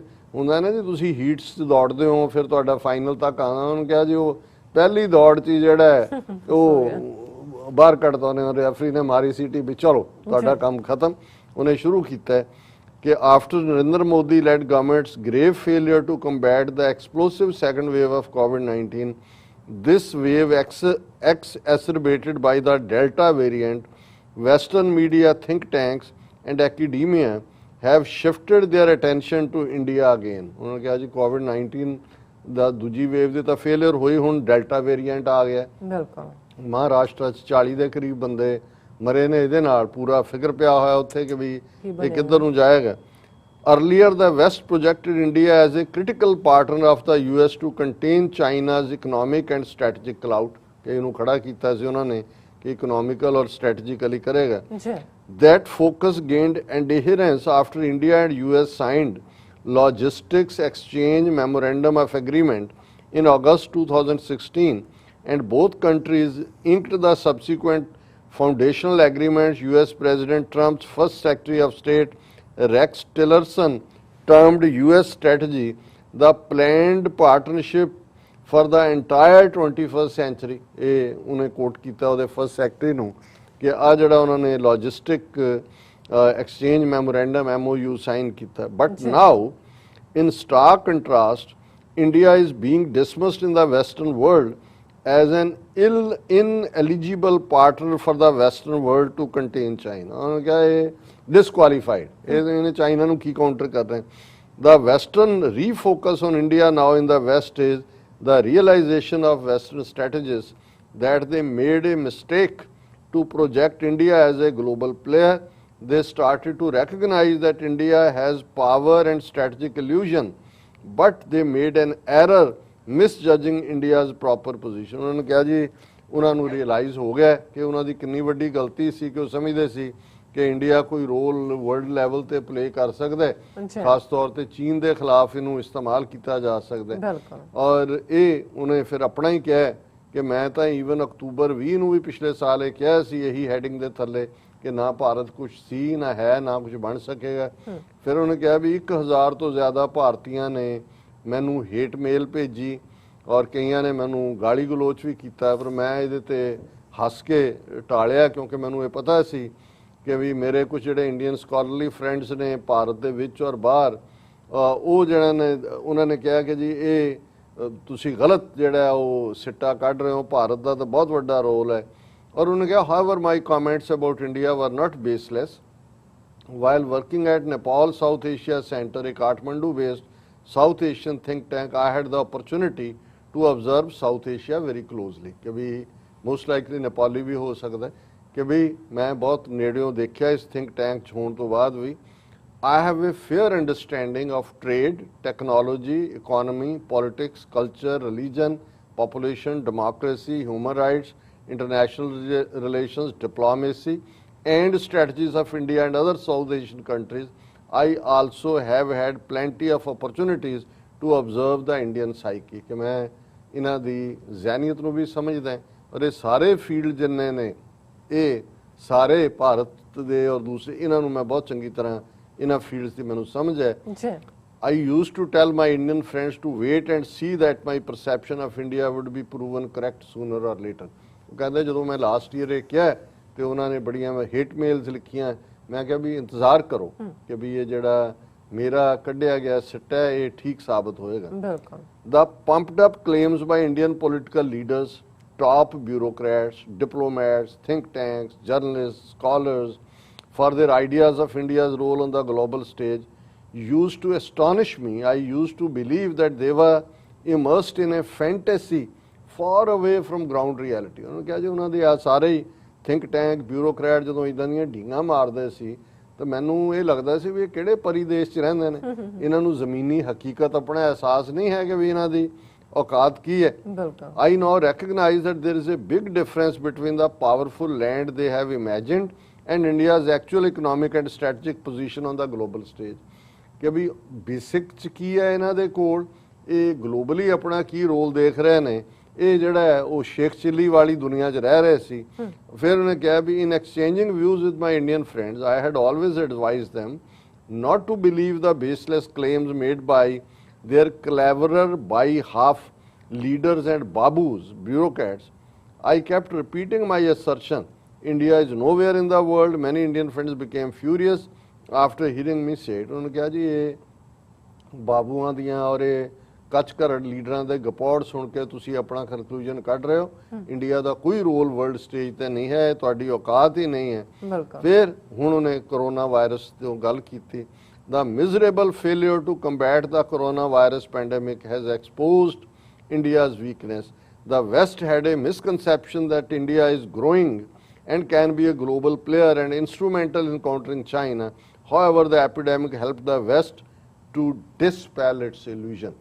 कि इस एपीडेमिक ने जड़ा ਇਹਨਾਂ ਨੇ ਵੈਸਟ ਨੇ ਜਿਹੜਾ ਆਪਣਾ ਬਣਾਇਆ ਸੀ ਇੰਡੀਆ ਬਾਰੇ, ਉਹਨਾਂ ਨੂੰ ਲੱਗਾ ਭਾਈ ਇਹ ਤਾਂ ਅਸੀਂ ਬਚ ਗਏ, ਧੋਖੇ 'ਚ ਅਸੀਂ ਫਸੇ ਹੋਏ ਸੀ, ਇਹਨਾਂ ਦੇ ਪੱਲੇ ਕੁਝ ਨਹੀਂ ਹੈ। ਫਿਰ recall a few facts. India among the South Asian countries at the bottom of Global Hunger Index 2020. India even lags behind literally starving countries such as Congo, Ethiopia and Angola. कि भी हुण इंडिया का देखो world stage ते की है global hunger index कि जेड़े भुखमरी दे मारे हुए मुल्क ने कॉन्गो, इथोपिया और अंगोला, भारत उस ग्लोबल हंगर इंडेक्स उन्हां तो भी थल्ले है। 1 in 5 Indians still earns under US 37.50 a month कि भी 20% भारती जड़े ने वो अज भी महीने का अमरीका के $37.5 की उन्हां दी कमाई है। And 88.87% of population, or in other words 9 out of 10, still make less than US $165 a month in India. उन्होंने कहा जी 20% ਜਿਹੜੇ ਨੇ ਉਹ ਇਹ ਨੇ ਤੇ ਜਿਹੜੇ ਬਾਕੀ ਨੇ 10 ਚੋਂ 9 ਉਹ $165 ਮਹੀਨੇ ਦੀ ਉਹਨਾਂ ਦੀ ਕਮਾਈ ਹੈ। Economic activity in India is limited to a tiny population. Out of population of 1.36 billion, only 14.6 million people had taxable income in the fiscal year 2018-19. India's taxable income is above the figure of US 6,750. उन्हें कहा जी population तो उन्होंने 1 billion 360 million है, पर सिर्फ 14.14% लोग जड़े ने वो टैक्स देंगे ने, उन्होंने है ही कमाई 85% ਦੇ ਕੋਲ ਤਾਂ ਹੈ ਹੀ ਕੁਝ ਨਹੀਂ ਹੈ। ਔਰ ਮੈਂ ਅੱਜ ਹੀ ਇੱਕ ਸਮਾਲ ਵੀਡੀਓ ਦੇਖ ਰਿਹਾ ਸੀ ਸਵੀਡਨ ਬਾਰੇ। ਦੁਨੀਆ 'ਚ ਸਵੀਡਨ ਉਹ ਮੁਲਕ ਹੈ ਜਿਹੜੇ ਸਭ ਤੋਂ ਜ਼ਿਆਦਾ ਟੈਕਸ ਦਿੰਦੇ ਨੇ, ਔਰ ਉਹਨਾਂ ਦੇ ਬਹੁਤ ਸਾਰਿਆਂ ਦੇ ਇੰਟਰਵਿਊ ਸੀ। ਉਹਨਾਂ ਨੇ ਕਿਹਾ ਜੀ ਤੁਹਾਡੇ ਡਿਬੇਟ ਨਹੀਂ, ਉਹ ਬਹੁਤ ਸਾਰਿਆਂ ਨੇ ਕਿਹਾ, ਕਹਿੰਦੇ ਜੀ ਅਸੀਂ ਖੁਸ਼ਕਿਸਮਤ ਹੈ ਕਿ ਅਸੀਂ ਜੇ ਟੈਕਸ ਦਿੰਦੇ ਹਾਂ ਤੇ ਸਾਨੂੰ ਵਧੀਆ ਹਸਪੀਟਲਸ, ਵਧੀਆ ਸਾਡੇ ਬੱਚਿਆਂ ਲਈ ਨਰਸਰੀਜ਼, ਵਧੀਆ ਸੜਕਾਂ, ओल्ड एज का सानू फिक्र नहीं, वैलफेयर स्टेट है साडी, और हर चीज़ जी है उन्होंने फिर बच्चों की फीस दसी कितनी घट है, किवें की है कि वो सारा क्योंकि टैक्स की बदौलत है। हुण ये गल बिल्कुल ठीक है कि अल्टीमेटली हुकूमतां ने कित्थों खर्चना हुंदा है, ते जे 15% लोग ही जिहड़े ने वो टैक्स दिंदे ने, उन्हां च भी जिहड़े वड्डे ने वो तां दौड़े होए ने, वो की दिंदे ने, वो भी थोड़ा दिंदे होणगे जिन्ना को उन्हां दा बनदा है। उन्होंने कहा भी इस सारे दे चलदे only 4.6 million Indians earn more than 1 million Indian rupees, an amount that equals slightly less than US $13,500. सिर्फ 46 ਲੱਖ ਇੰਡੀਅਨ ਜਿਹੜੇ ਨੇ ਉਹ ਅਮਰੀਕਾ ਦੇ $13,500 ਬਣਾਉਂਦੇ ਨੇ। ਇਹ ਉਹਨਾਂ ਦੀ ਅਮੀਰੀ ਦਾ ਲੈਵਲ ਹੈ, ਇਹ ਗਲੋਬਲ ਔਰ ਇਕਨੋਮੀ ਤੇ ਫਲਾਣਾ। ਫਿਰ ਉਹ ਕਹਿੰਦਾ urban India known to the west and India accounts for only 35% of the country's population. 65% of India's population lives in rural areas. Thus, the countryside of India is very different from what India looks like in the world. उन्होंने कहा 65% तो वही ने ਜਿਹੜੇ ਜੰਗਲ 'ਚ ਲੋਟਾ ਰਹਿ ਕੇ ਦੌੜੇ ਹੁੰਦੇ ਨੇ ਸਵੇਰ ਵੇਲੇ, ਔਰ 35% ਉਹਨਾਂ 'ਚ ਵੀ ਉਹਨੇ ਦੱਸ ਦਿੱਤਾ ਵੀ ਕਿੰਨਾ ਕੁ ਲੈਵਲ ਉਹਨਾਂ ਦਾ ਹੈ। ਔਰ ਇਸ ਸਾਰੇ ਦੇ ਵਿੱਚ despite the economic reforms that began in July 1991, India only grew to join merely 2.5 trillion economy in 2019 कि सिर्फ $2.5 trillion ਦੀ ਉਹਨਾਂ ਦੀ ਇਕਨੋਮੀ ਹੈ। ਔਰ ਉਹਨਾਂ ਨੇ ਕਿਹਾ ਕਿ ਜੀ ਇਹ ਮੋਦੀ ਨੇ 2019 ਚ ਬਾਰ-ਬਾਰ ਰੌਲਾ ਪਾਇਆ ਜੀ ਅਸੀਂ 5 trillion ਇਕਨੋਮੀ ਕਰ ਦਿਆਂਗੇ 2024 ਚ, ਪਰ ਇਹ ਜੋ ਇੰਡੀਆ ਦਾ ਹਾਲ ਹੈ ਇਹ 2030 ਤੱਕ ਪਹੁੰਚਦੇ ਆ ਵੀ $5 trillion ਦੀ ਇਹਨਾਂ ਦੀ ਇਕਨੋਮੀ ਨਹੀਂ ਹੋ ਸਕਣੀ। ਫਿਰ ਜਿਹੜਾ ਹੈ ਉਹਨੇ ਕਿਹਾ ਕਿ after the corona virus outbreak in China in March last year, there was much hype insisting that caravan of manufacturers from China would rush to India. उन्होंने कहा भी जिवें मैं ऑलरेडी जिक्र किया है कि जी उत्थे आ रही है इन्वेस्टमेंट, उन्होंने कहा जी कुछ नहीं इहदे चों निकलिया, कोई नहीं गया उत्थे। Thus as I want to repeat once again कि भी भारत ना कुछ सी ना है ना कुछ होएगा, it does not make sense to falsely claim India becomes Vishwa Guru, world teacher, global economic power at ordinary times. Certainly there was no possibility that India could show leadership in it. उन्होंने कहा COVID-19 च leadership भी नहीं नजर आई तो इन्होंने की world गुरु बनना है। और ये जड़ा उन्होंने कहा भी पर प्रॉब्लम ये है कि ये जड़ा प्रो वैसटर्न पॉलिसी उन्होंने एस जयशंकर लैके आया, डोनाल्ड ट्रंप ने समझा भी सानू भी प्रॉक्सी मिल गई चाइना के अगेंस्ट, और उन्हें ट्रंप ने मोदी को इस्तेमाल किया ਕਿ ਵੀ ਉਹ ਸ਼ਾਇਦ ਇਹਦੇ ਰਾਹੀਂ ਕੋਈ ਵੋਟਾਂ ਲੈ ਲਏ ਉਹਨਾਂ ਦੀਆਂ, but he failed unsuccessful. Modi suffered from delusion that Trump really looked upon him as a global leader ਕਿ ਮੋਦੀ ਉਹ ਝੂਠੀ ਮੁੱਠੀ ਸਮਝਣ ਲੱਗ ਗਿਆ ਵੀ ਟਰੰਪ ਵਾਕਿਆ ਹੀ ਉਹਨੂੰ ਕੋਈ ਬਹੁਤ ਮਹਾਨ ਲੀਡਰ ਸਮਝਦਾ ਹੈ। ਉਹੀ ਕਹਿੰਦਾ ਸੀ ਨਾ ਗਲੋਬਲ ਰੋਲ ਇੰਡੀਆ ਆਪਣਾ, ਉਹਨੇ ਕਿਹਾ ਉਹ ਡਿਲੂਜਨ 'ਚ ਫਸਿਆ ਰਿਹਾ। ਔਰ American strategists are well aware that Indian political leaders and high-ranking government officials have Dionysian personality traits। ਹੁਣ ਇਹ ਡਿਨੋਸੀਅਨ ਕੀ ਹੈ? ਗ੍ਰੀਕ ਮਾਈਥੋਲੋਜੀ ਦੇ ਵਿੱਚ ਸ਼ਰਾਬ ਦਾ ਔਰ ਫਰਟੀਲਿਟੀ ਦਾ ਦੇਵਤਾ ਹੈ। ਉਹਨੇ ਕਿਹਾ ਵੀ ਇਹ ਇੰਡੀਅਨ ਜਿਹੜੇ ਨੇ, ਜਿਵੇਂ ਉਹ ਉਸ ਡਿਨੋਸੀਅਨ ਕੈਰੈਕਟਰ, ਇਹ ਸਾਈਕੋਲੋਜੀ 'ਚ ਵੀ ਟਰਮ ਯੂਜ਼ ਹੁੰਦੀ ਹੈ ਕਿ ਵੀ ਇਹ ਆਪਣੇ ਬਣਾਏ ਆਪਣੇ ਹੀ ਝੂਠ ਦੇ ਨਸ਼ੇ ਦੇ ਵਿੱਚ ਰਹਿੰਦੇ ਨੇ ਔਰ ਉਹ ਸਮਝਦੇ ਨੇ ਵੀ ਵਾਕਿਆ ਹੀ ਅਸੀਂ ਸੁਪਰ ਪਾਵਰ ਹਾਂ, ਵਾਕਿਆ ਹੀ ਅਸੀਂ ਵਿਸ਼ਵ ਗੁਰੂ, ਕਿਉਂਕਿ ਸਾਰੀ ਉਹਨਾਂ ਦੀ ਬ੍ਰਾਹਮਣਵਾਦ ਹੈ ਹੀ ਝੂਠ ਤੇ ਖੜਾ ਹੈ। ਉਹਨੇ ਕਿਹਾ ਕਿ ਵੀ ਇਹ ਹੀ ਕਾਰਨ ਹੈ ਕਿ ਡਿਊ ਟੂ ਡਿਨੋਸੀਅਨ personality traits prevalent among the Indian political leaders who seek more status than they actually command in reality, Indians have come to believe that they can play a role in rebalancing US and China। उन्होंने कहा जी आही trait ਲੀਡਰਾਂ 'ਚ ਵੀ ਨੇ, ਲੋਕਾਂ 'ਚ ਵੀ ਨੇ ਔਰ ਉਹ ਸਮਝਦੇ ਸੀ ਜੀ ਅਸੀਂ ਤਾਂ ਇੱਕ ਬੈਲੈਂਸ ਕਰ ਦਿਆਂਗੇ ਅਮਰੀਕਾ ਔਰ ਚੀਨ ਦੀ ਰਿਲੇਸ਼ਨਸ਼ਿਪਸ। ਇਹ ਜਿਹੜੇ ਨੇ the media coverage of India's failure to control COVID-19 in the West means a lot to India. First, the West has concluded that India cannot play the role that the West wants India to play। उन्होंने कहा जी COVID-19 ਦੇ ਚੱਲਦੇ ਆ ਜੋ ਇਹਨਾਂ ਦਾ ਜਲੂਸ ਨਿਕਲਿਆ ਉਹ ਇਹ ਕਨਵਿੰਸ ਹੋ ਗਏ ਵੀ ਇਹ ਕੁਝ ਨਹੀਂ ਕਰ ਸਕਦੇ। ਔਰ West has realized that any miscalculation against China by relying on India would have cost the United States dearly depending on India। A recently published report in Financial Times is an example। Those who saw India's role yesterday seem to become mindful that there is no role India can play now। Financial Times उन्होंने कहा जो निकल गए उस सारे धोखे चों और फिर उन्हें चाइना की पावर की गल की है कि बाइडन एडमिनिस्ट्रेशन ने ट्रंप दियां इंडिया बारे नीतियां नूं जिहड़ा वो बैक गियर ला दिता है। Biden administration look like it is now working to reset China policy। Recently Financial Times quotes US Joint Chiefs of Staff Chairman Mark Milley as saying, I think China has a ways to go to develop the actual no kidding capability to conduct military operations to siege through military means the entire island of Taiwan if they wanted to do that। ਇਹ ਉਹਨਾਂ ਦਾ chief of staff ਕਹਿ ਰਿਹਾ ਕਿ China 'ਚ capability ਵੀ ਹੈ ਮਿਲੀਟੈਰਲੀ, ਨੋ matter ਅਸੀਂ ਕਿੰਨਾ ਆਮ ਕੀਤਾ ਤਾਈਵਾਨ ਨੂੰ, ਜਦੋਂ ਮਰਜ਼ੀ ਉਹ ਚਾਹਣ ਤਾਈਵਾਨ ਨੂੰ ਲੈ ਸਕਦੇ ਨੇ। ਇਸੇ ਤਰ੍ਹਾਂ ਬਰਨੀ ਸੈਂਡਰਸ ਜਿਹੜਾ ਪ੍ਰੈਜ਼ੀਡੈਂਸ਼ੀਅਲ ਕੈਂਡੀਡੇਟ ਸੀ primaries Democrats, in his most recent article in Foreign Affairs has called for a change in China policy। Thus the US wants to alter the China policy। ਉਹਨੇ ਕਿਹਾ ਜੀ ਉਹਨੇ ਵੀ ਕਿਹਾ ਕਿ ਵੀ ਇਹ ਹੌਸਟਿਲਿਟੀ ਛੱਡੋ, ਬਦਲੋ। ਉਹ ਜਿਹੜਾ ਇੰਡੀਆ ਦੇ ਉੱਤੇ ਟੇਕ ਰੱਖੀ ਹੋਈ ਸੀ ਇਹਨਾਂ ਨੇ ਜਿਹੜਾ ਉਹ ਸਾਰੇ ਬੈਕ ਗੇਅਰ ਲਾਇਆ ਔਰ ਅਖੀਰ 'ਚ ਨੇ ਕਿਹਾ even with in India some scholars, responsible journalists and think tanks have concluded that India is nowhere in the world currently and will not be soon। फिर उन्होंने कांति बाजपाई ਨੂੰ ਕੋਟ ਕੀਤਾ ਹੈ ਵੀ ਉਹਨੇ ਜਿਹੜਾ ਕਰਨ ਥਾਪਰ ਦੇ ਨਾਲ ਇੰਟਰਵਿਊ 'ਚ ਜਿਹੜੀ ਉਹਨੇ ਕਿਤਾਬ ਇੰਡੀਆ ਵਰਸ ਚਾਈਨਾ ਲਿਖਿਆ ਕਿ ਵੀ ਇਹ ਕੰਮ ਨਹੀਂ ਹੋਣਾ, ਚਾਈਨਾ ਨਾਲ ਦੋਸਤੀ ਕਰੋ। ਔਰ Modi's India in the same situation as I said in last year Asia Time articles I wrote। There is a very popular Hindi proverb, धोबी का कुत्ता ना घर का ना घाट का। और ये उन्होंने कहा ये working translation is a person who is supported nowhere।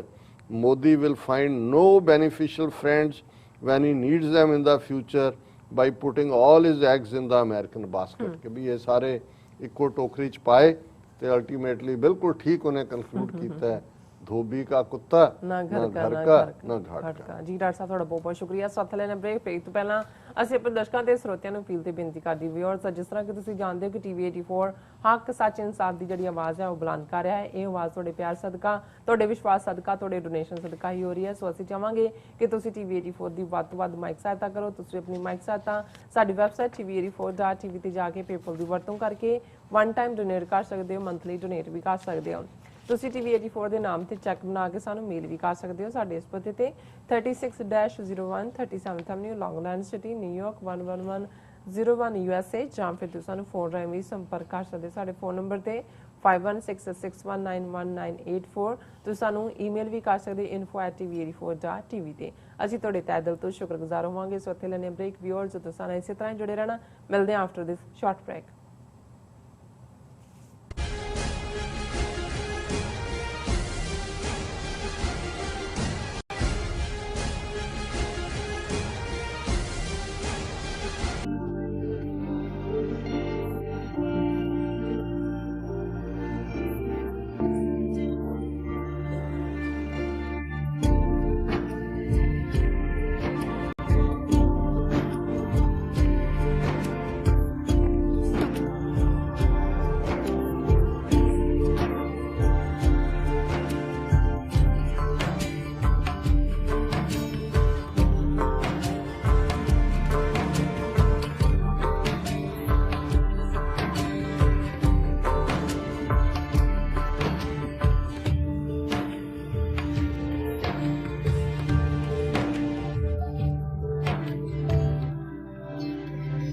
Waheguru ji ਕਾ ਖਾਲਸਾ ਵਾਹਿਗੁਰੂ ਜੀ ਕੀ ਫਤਿਹ। ਮੇਰੇ ਸਾਰੇ ਸੰਸਾਰ ਭਰ ਦੇ ਪੰਜਾਬੀਆਂ ਤੇ ਸਿੱਖ ਭਾਈਚਾਰੇ ਨੂੰ ਬੇਨਤੀ ਹੈ, ਤੁਸੀਂ ਜਲਦੀ ਅੱਜ ਹੀ ਆਪਣੇ ਪੰਜਾਬ ਦੇ ਲਈ the non government Punjab independence referendum ਦੀਆਂ ਵੋਟਾਂ ਰਜਿਸਟਰ ਕਰਵਾਓ। 15 ਅਗਸਤ 2021 15 ਅਗਸਤ 2021 ਨੂੰ ਇਹ ਵੋਟਾਂ ਇੰਗਲੈਂਡ ਤੋਂ ਸਟਾਰਟ ਹੋਣਗੀਆਂ। ਪਹਿਲੀ ਪੋਲਿੰਗ ਸੈਂਟਰ ਪਹਿਲੀ ਵੋਟ ਇੰਗਲੈਂਡ ਤੋਂ ਹੋਗੀ। ਜਲਦੀ ਵੋਟਾਂ ਰਜਿਸਟਰ ਕਰਵਾਓ। Thank you. ਕਦੋਂ ਤੱਕ ਕਦੋਂ ਤੱਕ ਅਸੀਂ ਭਾਰਤ ਅਤੇ ਦੁਨੀਆ ਭਰ ਦੇ ਵਿੱਚ ਵਸਦੇ ਸਿੱਖਾਂ ਦੇ ਮਸਲਿਆਂ ਤੇ ਭਾਰਤੀ ਚੈਨਲਾਂ ਦਾ ਝੂਠਾ ਪ੍ਰੋਪੇਗੈਂਡਾ ਬਰਦਾਸ਼ਤ ਕਰਦੇ ਰਹਾਂਗੇ। ਆਓ ਮੇਰੇ ਨਾਲ ਜੁੜੋ ਪ੍ਰੋਗਰਾਮ ਗੁਫ਼ਤਗੂ ਵਿੱਚ ਸਿੱਖ ਨਜ਼ਰੀਏ ਤੋਂ ਰੋਜ਼ਾਨਾ ਵਾਪਰ ਰਹੀਆਂ ਘਟਨਾਵਾਂ ਦਾ ਵਿਸ਼ਲੇਸ਼ਣ ਕਰੀਏ। ਲਾਈਵ ਕਾਲਸ ਅਤੇ ਈਮੇਲਸ ਰਾਹੀਂ ਇਸ ਪ੍ਰੋਗਰਾਮ ਦਾ ਹਿੱਸਾ ਬਣੋ। ਮੰਡੇ ਟੂ ਫਰਾਈਡੇ ਰਾਤ 9:30 ਵਜੇ ਸਿਰਫ TV 84 ਤੇ।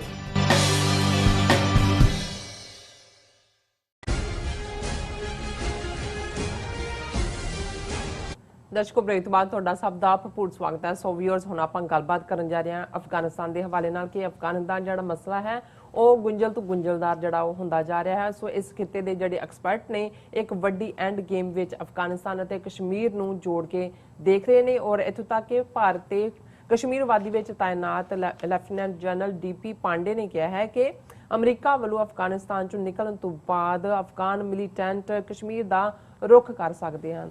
ਸੋ ਇਸ ਬਾਰੇ ਆਪਾਂ ਵਿਚਾਰ ਚਰਚਾ ਕਰਨ ਜਾ ਰਹੇ ਹਾਂ। ਸੋ ਅਸੀਂ ਚਾਹਾਂਗੇ ਕਿ ਤੁਸੀਂ ਨਾਲ ਇਸੇ ਤਰ੍ਹਾਂ ਹੀ ਬਣੇ ਰਹਿਣਾ। ਦੇਖਣ ਸੁਣਨ ਲਿਖਣ ਲਈ ਤੁਹਾਡਾ ਸਭ ਦਾ ਬਹੁਤ ਬਹੁਤ ਸ਼ੁਕਰੀਆ ਜੀ। ਰਾਜ ਸਾਹਿਬ ਕੀ ਕਹਿਣਾ ਚਾਹੋਗੇ? ਦੇਖੋ ਇਸ ਵੇਲੇ ਸਾਰੇ ਇੰਟਰਨੈਸ਼ਨਲ ਮੀਡੀਆ 'ਚ ਜੇ ਕੋਈ ਉਸ ਖਿੱਤੇ ਨਾਲ ਰਿਲੇਟਡ ਚਰਚਾ ਹੈ, ਚਾਈਨਾ ਵੀ ਇਸ ਵੇਲੇ ਬੈਕ ਬਰਨਰ ਤੇ ਚਲਾ ਗਿਆ, ਉਹ ਹੈ ਅਫਗਾਨਿਸਤਾਨ ਔਰ ਭਾਰਤੀ ਮੀਡੀਆ ਦੇ ਵਿੱਚ ਕਸ਼ਮੀਰ ਔਰ ਖਾਸ ਤੌਰ ਤੇ ਜਿਹੜੀ 14 ਕਸ਼ਮੀਰੀ ਲੀਡਰਾਂ ਦੇ ਨਾਲ ਜਿਹੜੀ ਹੈ ਉਹ ਅੱਖਾਂ 'ਚ ਕੱਟਾ ਪਾਉਣ ਵਾਲੀ ਮੀਟਿੰਗ ਕੀਤੀ, ਉਹਨੂੰ ਲੈ ਕੇ ਵੀ ਅੱਜ ਮੈਂ ਦੇਖ ਰਿਹਾ ਸੀ ਬਹੁਤ ਸਾਰੇ ਟਾਕ ਸ਼ੋਜ਼ ਦੇ ਉੱਤੇ ਵੀ ਔਰ ਸਟੇਟਮੈਂਟਸ ਵੀ ਔਰ ਕਸ਼ਮੀਰ ਵਾਦੀ ਦੇ ਲੋਕਾਂ ਦਾ ਰਿਐਕਸ਼ਨ। ਉਹਨਾਂ 'ਚੋਂ ਕੁਛ ਤਾਂ ਕਹਿਣਾ ਸੀ ਕਿ ਭਾਈ ਇਹ ਤਾਂ ਪਹਿਲਾਂ ਤੋਂ ਹੀ ਦਿੱਲੀ ਦੇ ਤਨਖਾਹਦਾਰ ਨੇ, ਕਿਸੇ ਨੇ ਕਿਹਾ ਦਿਹਾੜੀਦਾਰ ਨੇ, ਉਹਨਾਂ ਨੇ ਕਿਹਾ ਵੀ ਹੁਣ ਇਹਨਾਂ ਦੀਆਂ ਦਿਹਾੜੀਆਂ ਟੁੱਟੀਆਂ ਸੀ ਪਿਛਲੇ 22 ਮਹੀਨੇ ਤੋਂ, ਜਦੋਂ ਇਹਨਾਂ ਨੂੰ ਅੰਦਰ ਰੱਖਣ ਦਾ ਵੀ ਡਰਾਮਾ ਕੀਤਾ ਗਿਆ ਕ੍ਰੈਡੀਬਿਲਿਟੀ ਬਣਾਉਣ ਲਈ।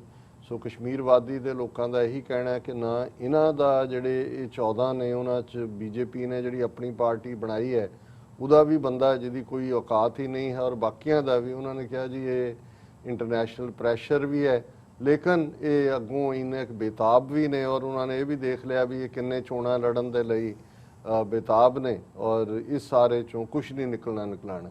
ਸੋ ਜੋ ਇਹ ਸਮਝਦੇ ਨੇ, ਹਾਲਾਂ ਇੰਡੀਆ ਨੇ ਇਹ ਕਹਿਣ ਦੀ ਕੋਸ਼ਿਸ਼ ਕੀਤੀ ਸਾਰੇ ਦੇ ਵਿੱਚ, ਜਿਵੇਂ ਉਹਨਾਂ ਦੀ ਫੋਰਨ ਮਿਨਿਸਟਰੀ ਨੇ ਕਿਹਾ ਕਿ J&K is clearly internal matter, ministry of external affairs tells Pakistan ਕਿ ਜੀ ਐਵੇਂ ਪਾਕਿਸਤਾਨ ਨਾ ਚਾਂਬਲੇ ਕਿ ਵੀ ਜਿਹੜਾ ਹੈ ਉਹ ਇਹਦੇ ਨਾਲ ਕੋਈ ਉਹ ਇੰਟਰਨੈਸ਼ਨਲਾਈਜ਼ ਹੋ ਗਿਆ ਕਸ਼ਮੀਰ ਇਸ਼ੂ। ਹਾਲਾਂ ਹਰ ਇੱਕ ਨੂੰ ਪਤਾ ਹੈ ਕਿ ਭਈ ਇਹ ਜਿਹੜੇ ਗੁਪਕਰ ਗੈਂਗ ਕਹਿੰਦੇ ਸੀ ਨੇੜੇ ਨਹੀਂ ਸੀ ਲੱਗਣ ਦੇ, ਇਹਨਾਂ ਦੀ ਐਸੀ ਕੀ ਮਜਬੂਰੀ ਹੈ ਕਿ ਜਦੋਂ ਇੱਕ ਪਾਸੇ ਅਫਗਾਨਿਸਤਾਨ ਚੋਂ ਪੁਲ ਆਊਟ ਹੋਣ ਦੀ ਲਾਈਨ ਹੈ ਔਰ ਸਾਰਾ ਜਿਹੜਾ ਦੁਨੀਆ ਦਾ ਧਿਆਨ ਇਸ ਵੇਲੇ ਉਸ ਮੁੱਦੇ ਦੇ ਉੱਤੇ ਹੈ ਕਿ ਇਹਨਾਂ ਨੇ ਕਸ਼ਮੀਰੀ ਲੀਡਰਾਂ ਨੂੰ, ਕਿਉਂਕਿ ਇਹ ਗੱਲ ਪਹਿਲੇ ਦਿਨ ਤੋਂ ਹੀ ਜਿਹੜੇ ਸਿਆਣੇ ਉਹ ਕਹਿ ਰਹੇ ਸੀ ਕਿ ਵੀ ਇਹ ਇਹਨਾਂ ਨੇ ਜੋ ਕੁਝ ਕਸ਼ਮੀਰ ਦੇ ਵਿੱਚ 5 ਅਗਸਤ 2019 ਨੂੰ ਕੀਤਾ, ਇਹਨਾਂ ਨੇ ਆਪਣੀ ਕਬਰ ਆਪ ਹੀ ਪੁੱਟ ਲਈ ਹੈ।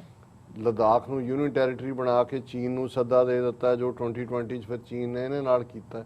ਉਹਨਾਂ ਨੇ ਕਿਹਾ ਕਿ ਭਾਈ ਕਸ਼ਮੀਰੀ ਜੇ ਚੀਨ ਵੱਲ ਹੋਪ ਨਾਲ ਦੇਖਣ ਲੱਗ ਗਏ, ਇਹਨਾਂ ਨੇ ਉਹ ਇਸ਼ੂ ਕਸ਼ਮੀਰ ਦਾ ਜਿਹੜਾ ਆਲਮੋਸਟ ਜਿਸ ਦੇ ਉੱਤੇ ਕੋਈ ਇੰਟਰਨੈਸ਼ਨਲ ਫੋਕਸ ਨਹੀਂ ਸੀ, ਉਹਨੂੰ ਇੰਟਰਨੈਸ਼ਨਲ ਪਲੇਟਫਾਰਮ ਤੇ ਲਿਆਉਣ ਦਾ 3 ਵਾਰ UN ਸਿਕਿਉਰਿਟੀ ਕੌਂਸਲ ਦੀ ਮੀਟਿੰਗ ਹੋਈ, ਯੂਰਪੀਅਨ ਪਾਰਲੀਮੈਂਟ, US ਕਾਂਗਰਸ, ਔਰ ਇਸ਼ੂ ਬਣ ਗਿਆ। ਹਾਲਾਂਕਿ ਭਾਰਤ ਕਿਸ ਹੱਦ ਤੱਕ ਜਾ ਕੇ ਜਦੋਂ ਇੱਕ ਜ਼ਹਿਨੀਅਤ ਮਸਲਾ ਹੱਲ ਕਰਨ ਵਾਲਿਆਂ ਦੀ ਹੁੰਦੀ ਹੈ, ਇੱਕ ਤੁਹਾਡੀ ਰਿਵੈਂਜ ਦੇ ਵਿੱਚ ਤੁਸੀਂ ਕਿਸ ਹੱਦ ਤੱਕ ਜਿਹੜਾ ਉਹ ਮੁਲਵਸ ਹੁੰਦੇ ਹੋ, ਜਾਂ ਰਿਵੈਂਜ ਕਿਸ ਹੱਦ ਤੱਕ ਤੁਹਾਡੇ ਪੋਟਿਆਂ 'ਚ, ਤੁਹਾਡੇ ਲੂੰ 'ਚ, ਤੁਹਾਡੇ ਹੇਅਰ ਫੋਲੀਕਲਸ ਵੀ ਵੜਿਆ ਹੁੰਦਾ, ਉਹਦਾ ਸਬੂਤ ਹੈ ਕਿ ਜਦੋਂ ਹੁਣ ਅੱਜ ਅਸੀਂ ਇਹ ਗੱਲ ਕਰ ਰਹੇ ਹਾਂ, ਅੱਜ ਪਾਕਿਸਤਾਨੀ ਮੀਡੀਆ 'ਚ ਵੀ ਮੇਨ ਖਬਰ, ਭਾਰਤੀ ਮੀਡੀਆ ਨੇ ਵੀ ਬੜਾ ਇਹਨੂੰ ਮਿਰਚ ਮਸਾਲੇ ਲਾ ਕੇ ਛਾਪਿਆ ਕਿ global financial action task force, ਇਹਨੂੰ FATF ਕਹਿੰਦੇ ਨੇ, ਔਰ IMF ਨੇ ਦਾ ਜਿਹੜਾ ਅਮਰੀਕਾ ਦਾ ਹੀ ਕੰਟਰੋਲ ਹੈ, FATF ਜਿਹੜਾ ਫਰੰਟ ਰੱਖਿਆ ਹੋਇਆ ਕਿ ਉਹਨਾਂ ਨੇ ਪਾਕਿਸਤਾਨ ਨੂੰ ਗ੍ਰੇ ਲਿਸਟ ਵਿੱਚ ਰੱਖਿਆ ਹੋਇਆ। ਔਰ ਇਸ ਵਾਰ ਪਾਕਿਸਤਾਨ ਨੂੰ ਹੋਪ ਸੀ, ਉਹਨਾਂ ਦੀ ਮੀਟਿੰਗ ਕੱਲ੍ਹ ਹੀ ਹੋਈ, ਕਿ ਵੀ ਜਿਹੜੇ FATF ਨੇ 27 ਪੁਆਇੰਟ ਪਿਛਲੀ ਵਾਰ ਦਿੱਤੇ ਸੀ ਜਦੋਂ ਪਾਕਿਸਤਾਨ ਨੂੰ ਗ੍ਰੇ ਲਿਸਟ 'ਚ ਪਾਇਆ, ਉਹਦੇ 'ਚੋਂ 26 ਪੁਆਇੰਟ ਜਿਹੜੇ ਨੇ ਉਹਨਾਂ ਨੇ ਫੁੱਲਫਿਲ ਕਰ ਦਿੱਤੇ, ਜਿਹਨੂੰ ਉਹਨਾਂ ਦਾ ਪ੍ਰੈਜ਼ੀਡੈਂਟ ਜਿਹੜਾ ਉਹ ਮੰਨਦਾ। ਪਰ ਇੱਕ ਪੁਆਇੰਟ ਦੇ ਉੱਤੇ ਉਹਨਾਂ ਨੇ ਕਿਹਾ ਜੀ ਨਹੀਂ ਤੁਸੀਂ ਗ੍ਰੇ ਲਿਸਟ 'ਚ ਹੀ ਰਹੋਗੇ, ਕਿਉਂਕਿ ਉਸ ਤੋਂ ਪ੍ਰੀਵੀਅਸ ਮੀਟਿੰਗ ਦੇ ਵਿੱਚ ਜਿਹੜੀ ਹੋਈ, ਅਜੀਤ ਡੋਵਲ ਜਿਹੜਾ ਸਪੈਸ਼ਲੀ ਉੱਥੇ ਗਿਆ, ਉਹਨੇ ਕਿਹਾ ਜੀ ਨਹੀਂ ਇਹ ਤਾਂ UN ਦੇ ਥੱਲੇ, ਔਰ ਦੂਸਰਾ ਜਿਹੜਾ ਅਜੀਤ ਡੋਵਲ ਨੇ ਕਿਹਾ ਜੈਸ਼-ਏ-ਮੁਹੰਮਦ, ਲਸ਼ਕਰ-ਏ-ਤੌਇਬਾ, ਇਹਨਾਂ ਦੇ ਮਾਸਟਰਮਾਈਂਡ ਜਿਹੜੇ ਨੇ ਹਾਫਿਜ਼ ਸਈਦ ਔਰ ਮਸੂਦ ਅਜ਼ਹਰ, ਇਹਨਾਂ ਨੂੰ ਅਜੇ ਕੋਈ ਕਨਵਿਕਸ਼ਨ ਨਹੀਂ ਹੋਈ, ਇਹਨਾਂ ਨੂੰ ਹਾਲਾਂ ਉਹਨਾਂ ਦੀਆਂ ਪ੍ਰਾਪਰਟੀਆਂ ਕਨਫਿਸਕੇਟ ਕੀਤੀਆਂ ਹੋਈਆਂ ਨੇ, ਜੇਲ੍ਹਾਂ ਵਿੱਚ ਡੱਕਿਆ ਹੋਇਆ। ਔਰ ਅਜੀਤ ਡੋਵਲ ਇਹ ਕਹਿ ਰਿਹਾ ਕਿ also pressed for full implementation of UN resolutions and targeted sanctions against US designated terrorist individuals as well as adoption of international standards। So ਇਹ ਸਾਰਾ ਹਾਲਾਂ ਪਾਕਿਸਤਾਨ ਨੇ ਜਿਹੜਾ ਭਾਰਤ 'ਚ ਯੂਰੇਨੀਅਮ ਮਿਲਿਆ ਉਹਦਾ ਮੁੱਦਾ ਚੁੱਕਿਆ, ਪਰ ਕਿਉਂਕਿ ਅਲਟੀਮੇਟਲੀ ਇਹ ਅਮਰੀਕਾ ਦਾ ਫਰੰਟ ਹੈ, ਜਿਹੜੀ ਟਾਸਕ ਫੋਰਸ ਹੈ, ਉਹ ਪਾਕਿਸਤਾਨ ਤੇ ਪ੍ਰੈਸ਼ਰ ਵੀ ਰੱਖਣਾ ਚਾਹੁੰਦੇ ਨੇ ਅਫਗਾਨਿਸਤਾਨ ਦੇ ਮੁੱਦੇ ਨੂੰ ਲੈ ਕੇ ਵੀ ਔਰ ਅਦਰਵਾਈਜ਼ ਵੀ। ਔਰ ਜਿਵੇਂ ਅਸੀਂ ਕੱਲ ਡਿਸਕਸ ਕੀਤਾ ਸੀ, ਇਮਰਾਨ ਖਾਨ ਸਾਹਿਬ ਨੇ ਵਾਸ਼ਿੰਗਟਨ ਪੋਸਟ ਦੇ ਵਿੱਚ ਆਪਣਾ ਓਪੀਨੀਅਨ ਪੇਜ 'ਚ ਅਨਇਕੁਇਵੋਕਲੀ ਜਿਹੜਾ ਉਹ ਦੱਸ ਦਿੱਤਾ ਹੈ ਕਿ ਭਾਈ ਕੋਈ ਤੁਹਾਡੇ ਬੇਸਿਸ ਲਈ ਸਾਡੇ ਕੋਲ ਥਾਂ ਨਹੀਂ ਹੈ, ਨਾ ਹੀ ਅਸੀਂ ਇਸ ਨੂੰ ਐਂਟਰਟੇਨ ਕਰਦੇ ਹਾਂ, ਕਿਉਂਕਿ ਅਸੀਂ ਤੁਹਾਡਾ ਆਲਰੇਡੀ ਬੜਾ ਨੁਕਸਾਨ ਅਸੀਂ ਉਠਾ ਲਿਆ। ਹੁਣ ਇਸ ਸਭ ਦੇ ਚੱਲਦੇ ਆ ਜਿਹੜਾ ਭਾਰਤ ਨੇ ਉੱਥੇ ਜਾ ਕੇ ਸਟੈਂਡ ਲਿਆ।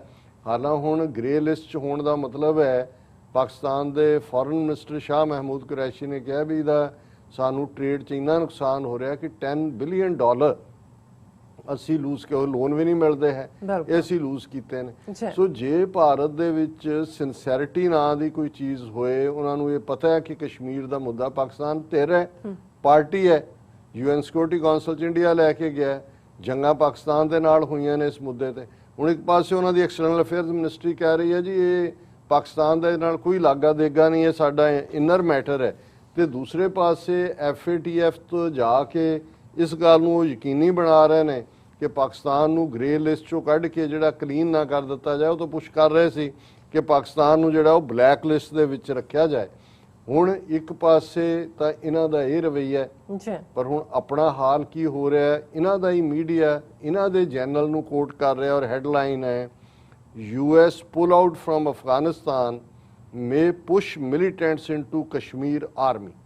ਹੁਣ ਇੰਡੀਆ ਦੀ ਆਰਮੀ ਇਹ ਕਹਿ ਰਹੀ ਹੈ, ਉਹਨਾਂ ਦਾ ਜਿਹੜਾ ਹੈ ਜਨਰਲ ਆਫਿਸਰ ਕਮਾਂਡਿੰਗ 15 ਕਾਰਪਸ ਦਾ ਲੈਫਟੀਨੈਂਟ ਜਨਰਲ DP ਪਾਂਡੇ, ਉਹਨੇ ਕਿਉਂਕਿ ਪਾਸਿੰਗ ਆਊਟ ਪੈਰੇਡ ਸੀਗੀ JKLI ਰੈਜੀਮੈਂਟ ਦੀ ਸ੍ਰੀਨਗਰ 'ਚ, ਔਰ ਉਹਦੇ 'ਚ ਉਹਨੇ ਪਾਂਡੇ ਨੇ ਕਿਹਾ ਕਿ ਵੀ army was ready and fully geared to foil all infiltrations, a ceasefire or not, the army's eyes are set on our enemy, we are ready to face any misadventure।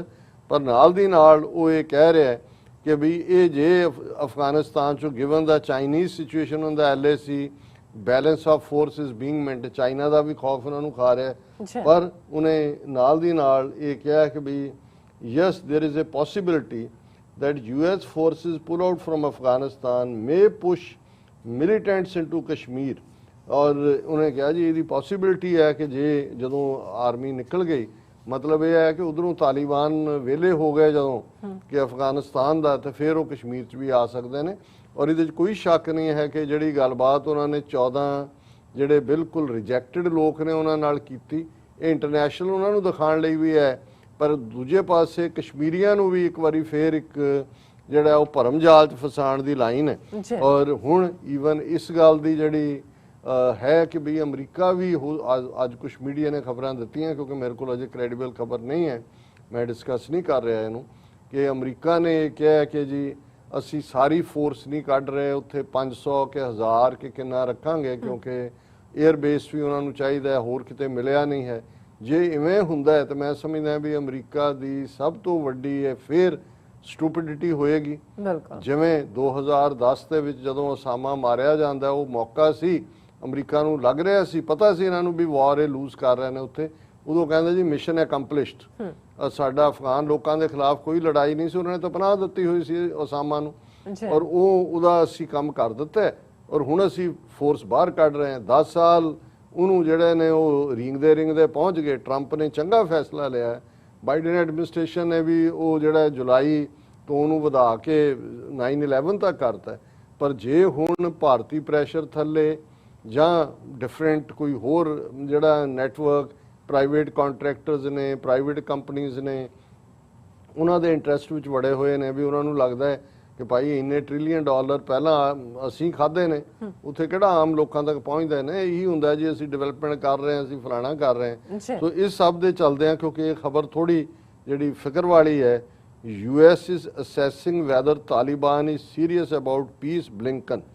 ਹੁਣ ਇਹ ਜਿਹੜਾ ਉਹਨਾਂ ਦਾ ਐਂਟੋਨੀਓ ਬਲਿੰਕਨ ਹੈ, secretary of state, ਉਹਨੇ ਕਿਹਾ ਜੀ ਅਸੀਂ ਇਹ ਦੇਖ ਰਹੇ ਹਾਂ ਕਿ ਤਾਲਿਬਾਨ ਅਮਨ ਦੇ ਲਈ ਜਿਹੜੇ ਨੇ ਉਹ ਸੀਰੀਅਸ ਨੇ ਕਿ ਨਹੀਂ। ਲੇਕਿਨ ਇਸ 'ਚ ਕੋਈ ਸ਼ੱਕ ਨਹੀਂ ਹੈ ਕਿ ਇੱਕ ਪਾਸੇ ਭਾਰਤ ਜਿਹੜਾ ਉਹ ਉਸ ਪਾਸੇ ਹੀ ਜਾ ਰਿਹਾ ਹੈ ਜਿਹੜਾ ਉਹਨਾਂ ਲਈ ਤਬਾਹੀ ਦਾ ਰੀਜ਼ਨ ਹੋਏਗਾ।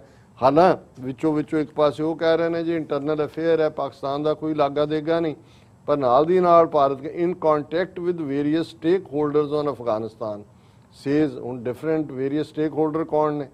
ਜੇ ਤੁਸੀਂ ਤਾਲਿਬਾਨ ਦੇ ਨਾਲ ਮਿਲਣ ਦੇ ਲਈ ਦੋਹਾ ਜਾ ਸਕਦੇ ਹੋ, ਔਰ ਪਾਕਿਸਤਾਨ ਦੇ ਨਾਲ ਵੀ ਜੇ ਬੈਕ ਚੈਨਲ ਗੱਲਬਾਤ ਨਾ ਹੁੰਦੀ ਤੇ ਸੀਜ਼ਫਾਇਰ ਕਿਵੇਂ ਜਿਹੜਾ 2003-4 ਵਾਲਾ ਉਹ ਲਾਗੂ ਹੋਇਆ। ਔਰ ਇਹ ਕਹਿ ਰਿਹਾ ਜੀ we are in contact with various stakeholders in and around Afghanistan, confirming the South Bloc has adopted a broad-based approach to discuss the future of Afghanistan and region around with various parties involved। और ये जड़ी है उन्हें already Shanghai corporation organisation की meeting च अजीत डोवल ने जड़ी है वो मीटिंग्स कीतियां ने, और इहदे तो ये आ रहा है कि भी पाकिस्तान दे नाल भी हो सकता है ये इन टच होण।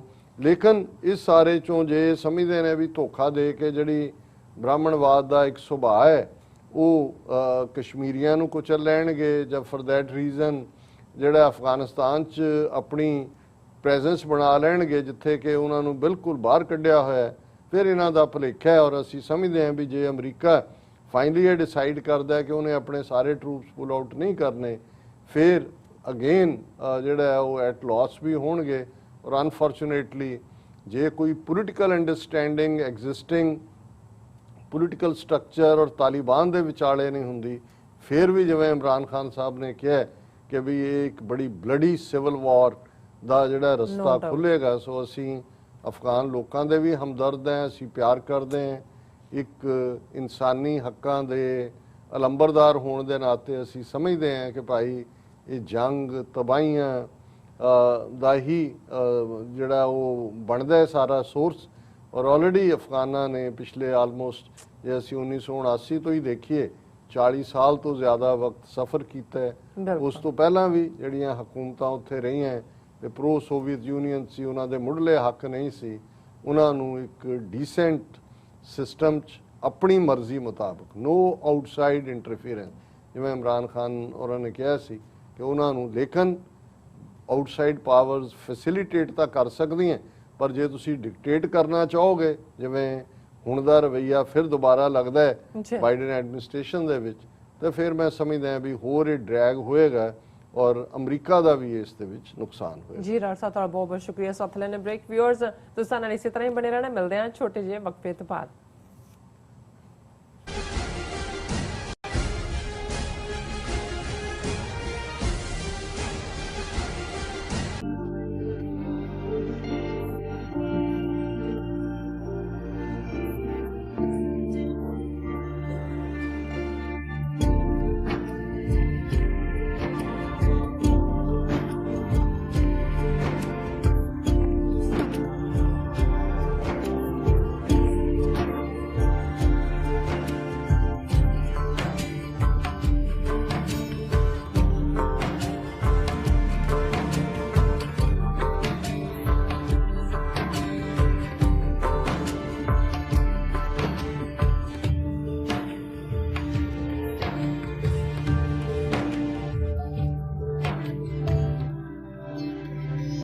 ਵਾਹਿਗੁਰੂ ਜੀ ਕਾ ਖਾਲਸਾ, ਵਾਹਿਗੁਰੂ ਜੀ ਕੀ ਫਤਿਹ। ਮੇਰੇ ਸਾਰੇ ਸੰਸਾਰ ਭਰ ਦੇ ਪੰਜਾਬੀਆਂ ਤੇ ਸਿੱਖ ਭਾਈਚਾਰੇ ਨੂੰ ਬੇਨਤੀ ਹੈ, ਤੁਸੀਂ ਜਲਦੀ ਅੱਜ ਹੀ ਆਪਣੇ ਪੰਜਾਬ ਦੇ ਲਈ the non-governmental Punjab independence referendum ਦੀਆਂ ਵੋਟਾਂ ਰਜਿਸਟਰ ਕਰਵਾਓ।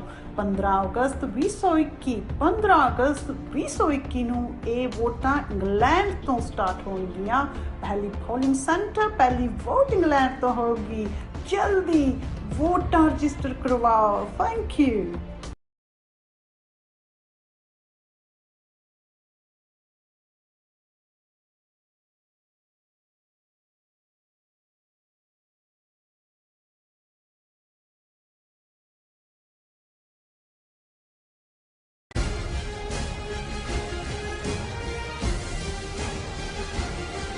Viewers, welcome back to programme. So viewers, ਹੁਣ ਆਪਾਂ ਗੱਲਬਾਤ ਕਰਨ ਜਾ ਰਹੇ ਹਾਂ ਕਿ ਰੀਡਰਸ ਡਾਈਜੈਸਟ ਇੱਕ ਦੁਨੀਆ ਦੀ ਬਹੁਤ ਪੁਰਾਣੀ ਪਬਲੀਕੇਸ਼ਨ ਹੈ ਜਿਸ ਨੂੰ ਦੁਨੀਆ ਭਰ ਦੇ ਵਿੱਚ ਜਿਹੜੇ ਕਰੋੜਾਂ ਲੋਕ ਨੇ ਉਹ ਪੜ੍ਹਦੇ ਨੇ। ਸੋ ਆਪਣੇ ਜੂਨ ਮਹੀਨੇ ਦੇ ਇਸ਼ੂ ਵਿੱਚ ਰੀਡਰਸ ਡਾਈਜੈਸਟ ਨੇ ਕੋਵਿਡ-19 ਦੌਰਾਨ ਆਕਸੀਜਨ ਦਾ ਲੰਗਰ ਲਾਉਣ ਵਾਲੇ ਸਿੰਘਾਂ ਦੀ ਤਸਵੀਰ ਜਿਹੜੀ ਹੈ ਆਪਣੇ ਫਰੰਟ ਪੇਜ ਤੇ ਜਿਹੜੀ ਹੈ ਉਹ ਛਾਪੀ ਹੈ, ਜਿਸ ਨਾਲ ਸਮੁੱਚੀ ਸਿੱਖ ਕੌਮ ਦਾ ਮਾਣ ਵਧਿਆ ਹੈ। ਸੋ ਇਸ ਬਾਰੇ ਆਪਾਂ ਵਿਚਾਰ ਚਰਚਾ ਕਰਨ ਜਾ ਰਹੇ ਹਾਂ ਔਰ ਨਾਲ ਹੀ ਵਿਚਾਰ ਚਰਚਾ ਕਰਨ ਜਾ ਰਹੇ ਹਾਂ। ਸੋ ਅਸੀਂ ਚਾਹਾਂਗੇ ਕਿ ਤੁਸੀਂ ਨਾਲ ਇਸੇ ਤਰ੍ਹਾਂ ਹੀ ਬਣੇ ਰਹਿਣਾ। ਦੇਖਣ ਸੁਣਨ ਲਈ ਐਨ ਲਿਖਣ ਲਈ ਤੁਹਾਡਾ ਸਭ ਦਾ ਬਹੁਤ ਬਹੁਤ ਸ਼ੁਕਰੀਆ। ਜੀ ਡਾਕਟਰ ਸਾਹਿਬ, ਕੀ ਕਹਿਣਾ ਚਾਹੋਗੇ? ਦੇਖੋ, ਸਾਡੇ ਵਿਊਅਰ ਔਰ ਬੜੇ ਸੁਲਝੇ ਹੋਏ ਭੈਣ ਜੀ ਕਰਨਜੀਤ ਕੌਰ, ਉਹਨਾਂ ਨੇ ਸਾਨੂੰ ਇੱਕ ਲਿਖਤ ਲਿਖੀ ਜੀ, ਔਰ ਉਹਨਾਂ ਰਾਹੀਂ ਮੈਨੂੰ ਰੀਡਰਸ ਡਾਈਜੈਸਟ, ਹਾਲਾਂਕਿ ਰੀਡਰਸ ਡਾਈਜੈਸਟ ਜਦੋਂ ਲਫ਼ਜ਼ ਹੀ ਆਇਆ ਤਾਂ ਆਪਣਾ ਬਚਪਨ ਯਾਦ ਆ ਜਾਂਦਾ ਹੈ ਕਿ ਜਦੋਂ ਤੁਸੀਂ ਅੰਗਰੇਜ਼ੀ ਸਿੱਖਣੀ ਸ਼ੁਰੂ ਕਰਦੇ ਹੋ ਔਰ ਜ਼ਾਹਰ ਹੈ ਡੇਲੀ ਅਖਬਾਰ ਤੋਂ ਇਲਾਵਾ ਜੇ ਕੋਈ ਕ੍ਰੈਡੀਬਲ ਜਿਹਦੇ ਥੱਲੇ 8-10 ਵਰਡ ਹਰ ਵਾਰ ਔਰ ਉਹਦੇ ਮੀਨਿੰਗ ਟੁਵਰਡਸ ਦਾ ਐਂਡ ਹੋਣੇ, ਉਹ ਰੀਡਰਸ ਡਾਈਜੈਸਟ ਸੀ। ਔਰ ਜਦੋਂ ਅਸੀਂ ਇਸ ਪਬਲੀਕੇਸ਼ਨ ਦੀ ਗੱਲ ਕਰਦੇ ਹਾਂ ਰੀਡਰਸ ਡਾਈਜੈਸਟ ਦੀ, ਮੈਂ ਬੈਕਗਰਾਊਂਡ ਦੱਸਦਾ ਇਸ ਤੋਂ ਪਹਿਲਾਂ ਕਿ ਮੈਂ ਭੈਣ ਜੀ ਕਰਨਜੀਤ ਕੌਰ ਉਹਨਾਂ ਦੀ ਲਿਖਤ ਬਾਰੇ ਵੀ ਗੱਲ ਕਰਾਂ ਕਿ ਰੀਡਰਸ ਡਾਈਜੈਸਟ ਜਿਹੜਾ ਹੈ ਇਹ ਇੱਥੋਂ ਹੀ ਸਾਡੇ ਮੈਨਹਟਨ ਨਿਊਯਾਰਕ ਤੋਂ ਛਪਦਾ ਹੈ। 100 ਸਾਲ ਪੁਰਾਣਾ ਇਹ ਪੁਰਾਣੀ ਪਬਲੀਕੇਸ਼ਨ ਹੈ। 1922 ਚ ਇਸ ਦਾ ਪਹਿਲਾ ਅੰਕ ਜਿਹੜਾ ਬਾਹਰ ਆਇਆ ਸੀ ਔਰ ਇਸ ਵੇਲੇ 40 ਮਿਲੀਅਨ ਜਿਹੜੇ ਨੇ ਇਸ ਦੇ ਗਲੋਬਲ ਜਿਹੜੇ ਨੇ ਉਹ ਬਾਇਰ ਨੇ ਔਰ ਉਹਦੇ ਚ ਤੁਸੀਂ ਅੰਦਾਜ਼ਾ ਲਾਓ। ਔਰ ਇਹ 70 ਦੇਸ਼ਾਂ ਜਿਨ੍ਹਾਂ ਦੇ ਅੱਡ-ਅੱਡ ਐਡੀਸ਼ਨ, 49 ਐਡੀਸ਼ਨਸ ਨੇ ਇਹਨਾਂ ਦੇ 21 ਲੈਂਗੁਏਜਸ ਦੇ ਵਿੱਚ। ਇਹ ਸਾਲ ਦੇ ਵਿੱਚ 10 ਵਾਰ ਛਪਦਾ, ਮੰਥਲੀ ਹੁੰਦਾ, ਬਟ ਇਹ 2 ਮਹੀਨੇ ਜਿਹੜੇ ਨੇ ਉਹ ਵਿੱਚ ਕਵਰ ਕਰਦੇ ਨੇ ਉਹਦੇ 10 ਟਾਈਮਸ ਅ ਈਅਰ। ਔਰ ਇਹ ਲਾਰਜੈਸਟ ਪੇਡ ਸਰਕੂਲੇਸ਼ਨ ਵਾਲੀ ਮੈਗਜ਼ੀਨ ਹੈ ਇਨ ਦਾ ਵਰਲਡ। ਨਾਈਸ। ਸੋ ਇਸ ਦੇ ਹੁਣ ਜਿਹੜੀ ਗੱਲ ਫਖਰ ਵਾਲੀ ਔਰ ਅਸੀਂ ਦਾ ਟਾਈਟਲ ਵੀ ਉਹੀ ਦਿੱਤਾ ਜਿਹੜਾ ਭੈਣ ਜੀ ਕਰਨਜੀਤ ਹੋਰਾਂ ਨੇ ਲਿਖਿਆ ਸੀ। ਉਹਨਾਂ ਨੇ ਕਿਹਾ ਕਿ proud to see our Sikh brothers on the front page of Reader's Digest June 2021 issue। ਔਰ ਦਰਸ਼ਕ ਇਸ ਸਕਰੀਨ ਤੇ ਇਸ ਪਿਕਚਰ ਨੂੰ ਵੀ ਦੇਖ ਸਕਦੇ ਨੇ। ਔਰ ਇਹ they are getting recognition everywhere for their humanitarian work and selfless service. Decades of preaching probably wouldn't create this much awareness about Sikhism. I feel this is the true meaning of Raj Karega Khalsa, ruling the hearts and minds. I noticed that you included my Facebook post about ECMO after Sardar Jarnail Singh died from COVID complications. Not sure how the post reached you.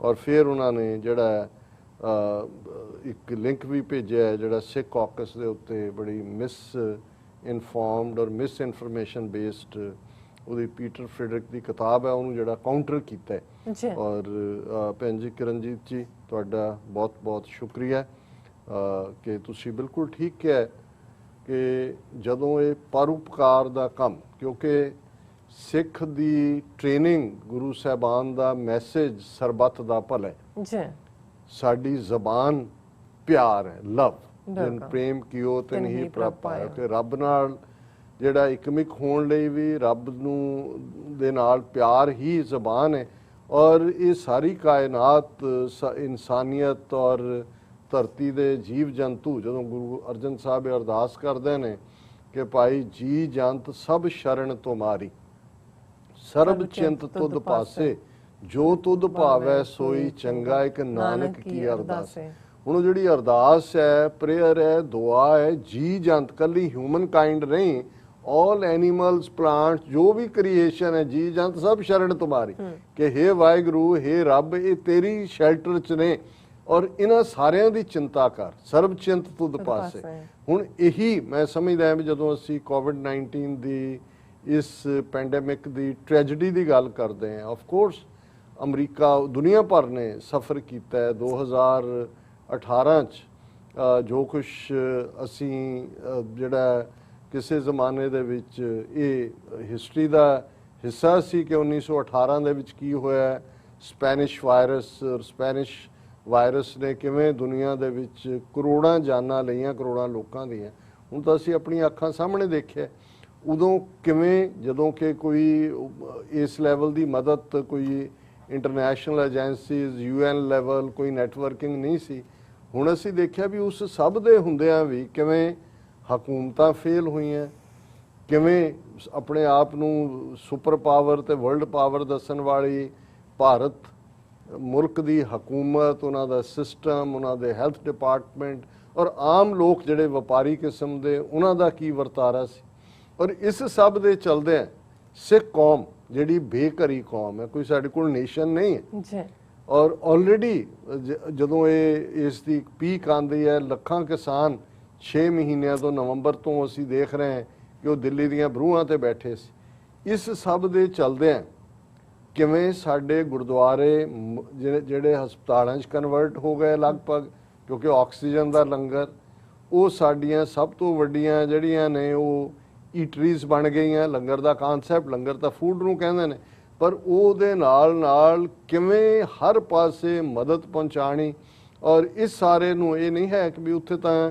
Appreciate ਕਰਨ ਵਾਲਿਆਂ ਨੇ ਕੀ ਕਰਨਾ ਸੀ ਹਾਲਾਂਕਿ ਮੈਂ ਇੱਕ ਨਜ਼ਮ ਜਿਹੜੀ ਹਿੰਦੀ ਦੀ ਕੁਝ ਦੇਰ ਤੋਂ ਮੇਰੇ ਕੋਲ ਹੈ ਮੈਂ ਅੱਜ ਸਮਝਿਆ ਕਿ ਜਦੋਂ ਮੈਂ ਰੀਡਰਸ ਡਾਈਜੈਸਟ ਦੇ ਵਿਚਲੀ ਪਿਕਚਰ ਨੂੰ ਸ਼ੇਅਰ ਕਰਾਂਗਾ ਤੇ ਮੈਂ ਜਿਹੜੇ ਸੰਜੇ ਕੁੰਦਨ ਨਾਂ ਦੇ ਇੱਕ ਹਿੰਦੀ ਸ਼ਾਇਰ ਨੇ ਟ੍ਰਿਬਿਊਟ ਦਿੱਤੀ ਔਰ ਇਹ ਕਹਿੰਦੇ ਆ ਕਿ ਭਾਈ ਇੱਕ ਪਾਸੇ ਉਹ ਪੀਰੀਅਡ ਚੱਲ ਰਿਹਾ ਸੀ ਕਿ 26 ਜਨਵਰੀ ਦੀਆਂ ਘਟਨਾਵਾਂ ਨੂੰ ਆਧਾਰ ਬਣਾ ਕੇ ਸਿੱਖਾਂ ਨੂੰ ਆਤੰਕਵਾਦੀ ਅਲਗਾਵਵਾਦੀ ਉਗਰਵਾਦੀ ਔਰ RSS ਔਰ BJP ਜਿਹੜੇ ਅਦਰਵਾਈਜ਼ ਜਿਹੜੇ ਨੇ ਉਹ ਮੁਨਾਫਾ ਕਮਾ ਰਹੇ ਸੀ ਕਿਵੇਂ ਬਲੈਕ ਦੇ ਵਿੱਚ ਵੇਚ ਕੇ ਤੇ ਇੱਥੇ ਸਿੱਖ ਕੀ ਕਰ ਰਹੇ ਸੀ ਔਰ ਜਿਹੜੀ ਸਪਿਰਿਟ ਰੀਡਰਸ ਡਾਈਜੈਸਟ ਨੇ ਆਪਣੇ ਫਰੰਟ ਪੇਜ ਤੇ ਜਿਸ ਟਾਈਟਲ ਨਾਲ ਦਿੱਤੀ ਇਹ ਇਸ ਸੰਜੇ ਕੁੰਦਨ ਨੇ ਐਕਸਪਲੇਨ ਕੀਤਾ और उसका उन्होंने कहा सरदार जी आएंगे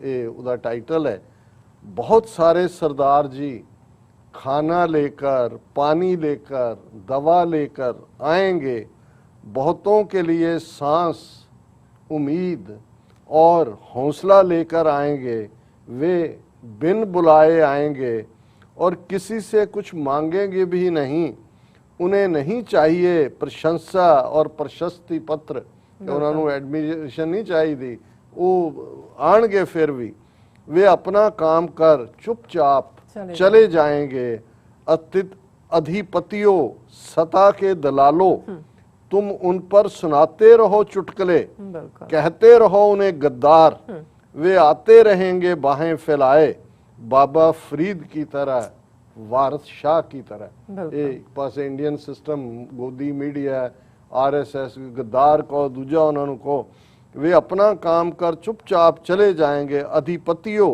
के रूलर जिहड़ी क्लास है, सत्ता के दलालों,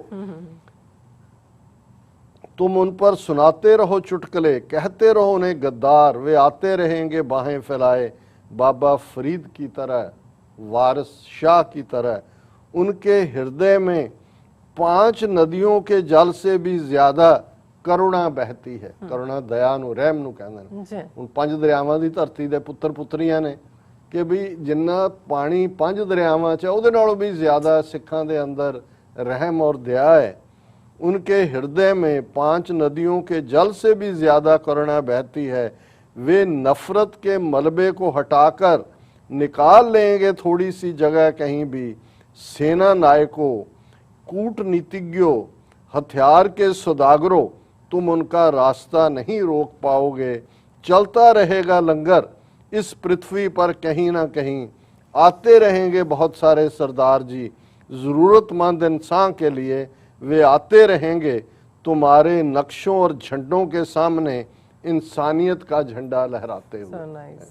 ਸੋ ਇਹ ਹੈ ਕਿ ਭਾਈ ਤੁਸੀਂ ਨਫ਼ਰਤ ਦੇ ਮਲਬੇ 'ਚ ਸਭ ਨੂੰ ਡੁਬੋਇਆ ਹੋਇਆ, ਪਰ ਉਹਨੂੰ ਹਟਾ ਲੈਣਗੇ। ਵੇ ਨਫ਼ਰਤ के मलबे को हटाकर निकाल लेंगे थोड़ी सी जगह कहीं भी। सेना नायकों, फौज वाले, फौज दे जरनैलों, डिप्लोमेटो, हथियार दे के सौदागरों, तुम उनका रास्ता नहीं रोक पाओगे। चलता रहेगा लंगर पृथ्वी पर कहीं ना कहीं। दुनिया दे किसे ना किसे थां ते वो रहणगे लंगर चलांदे। आते रहेंगे बहुत सारे सरदार जी, ज़रूरतमंद इंसान के लिए वे आते रहेंगे। तुम्हारे नक्शों और झंडों के सामने इंसानियत का झंडा लहराते हुए। और रीडर्स डाइजेस्ट जे इसकी पिक्चर स्क्रीन दे उत्ते मैं टैक्नीकल टीम नूं कहांगा जरा फोकस रखण। जी और गैस सिलेंडर्स, गुरुद्वारा साहब उपर उस दे कलश और उस दी जिहड़ी कैप्शन है उन्होंने इस दे उत्ते दित्ती, power to the people, meet the citizen saviours making a difference. ये टाइटल दे उत्ते है। अच्छा। और इस दे नाल जिहड़ा आर्टिकल इनसाइड है ये शायद किसी मैगजीन ने पहला कैरी किया है, शायद इंडिया टुडे दा है जां किवें है, लेकिन ये इसे नूं ही बेस करके पिक्चर है। Oxygen langar, how a social group is beating oxygen crisis with an innovative solution. A quick thinking social help group beat shortages to run an innovative langar supplying free medical oxygen. और ये story जिहड़े श्री गुरु सिंह सभा गुरुद्वारा इंदिरापुरम गाजियाबाद दे नाल जोड़ी है कि किवें उन्हां ने उत्थे लंगर लाया। और सानू TV 84 ने भी ये शरफ हासिल होया कि साडे रिपोर्टर दिल्ली तो स्पैशली उत्थे गए। उन्होंने जिहड़े मीडिया ने पहले इंटरव्यू किए उन्हां च उत्थों दे प्रबंधकां नाल TV 84 का इंटरव्यू सी, जिन्हों फिर सिख सियासत ने और होर बहुत सारे चैनल्स ने भी चलाया। मिलियंस ऑफ व्यूअर्स उहदे उत्ते आए। और वीर जसविंदर सिंह जिहड़े उस साडी टीम नूं हैड करदे ने उन्होंने, और उदों पूरा कोविड-19 का सैकेंड वेव का जोर चल रहा सी।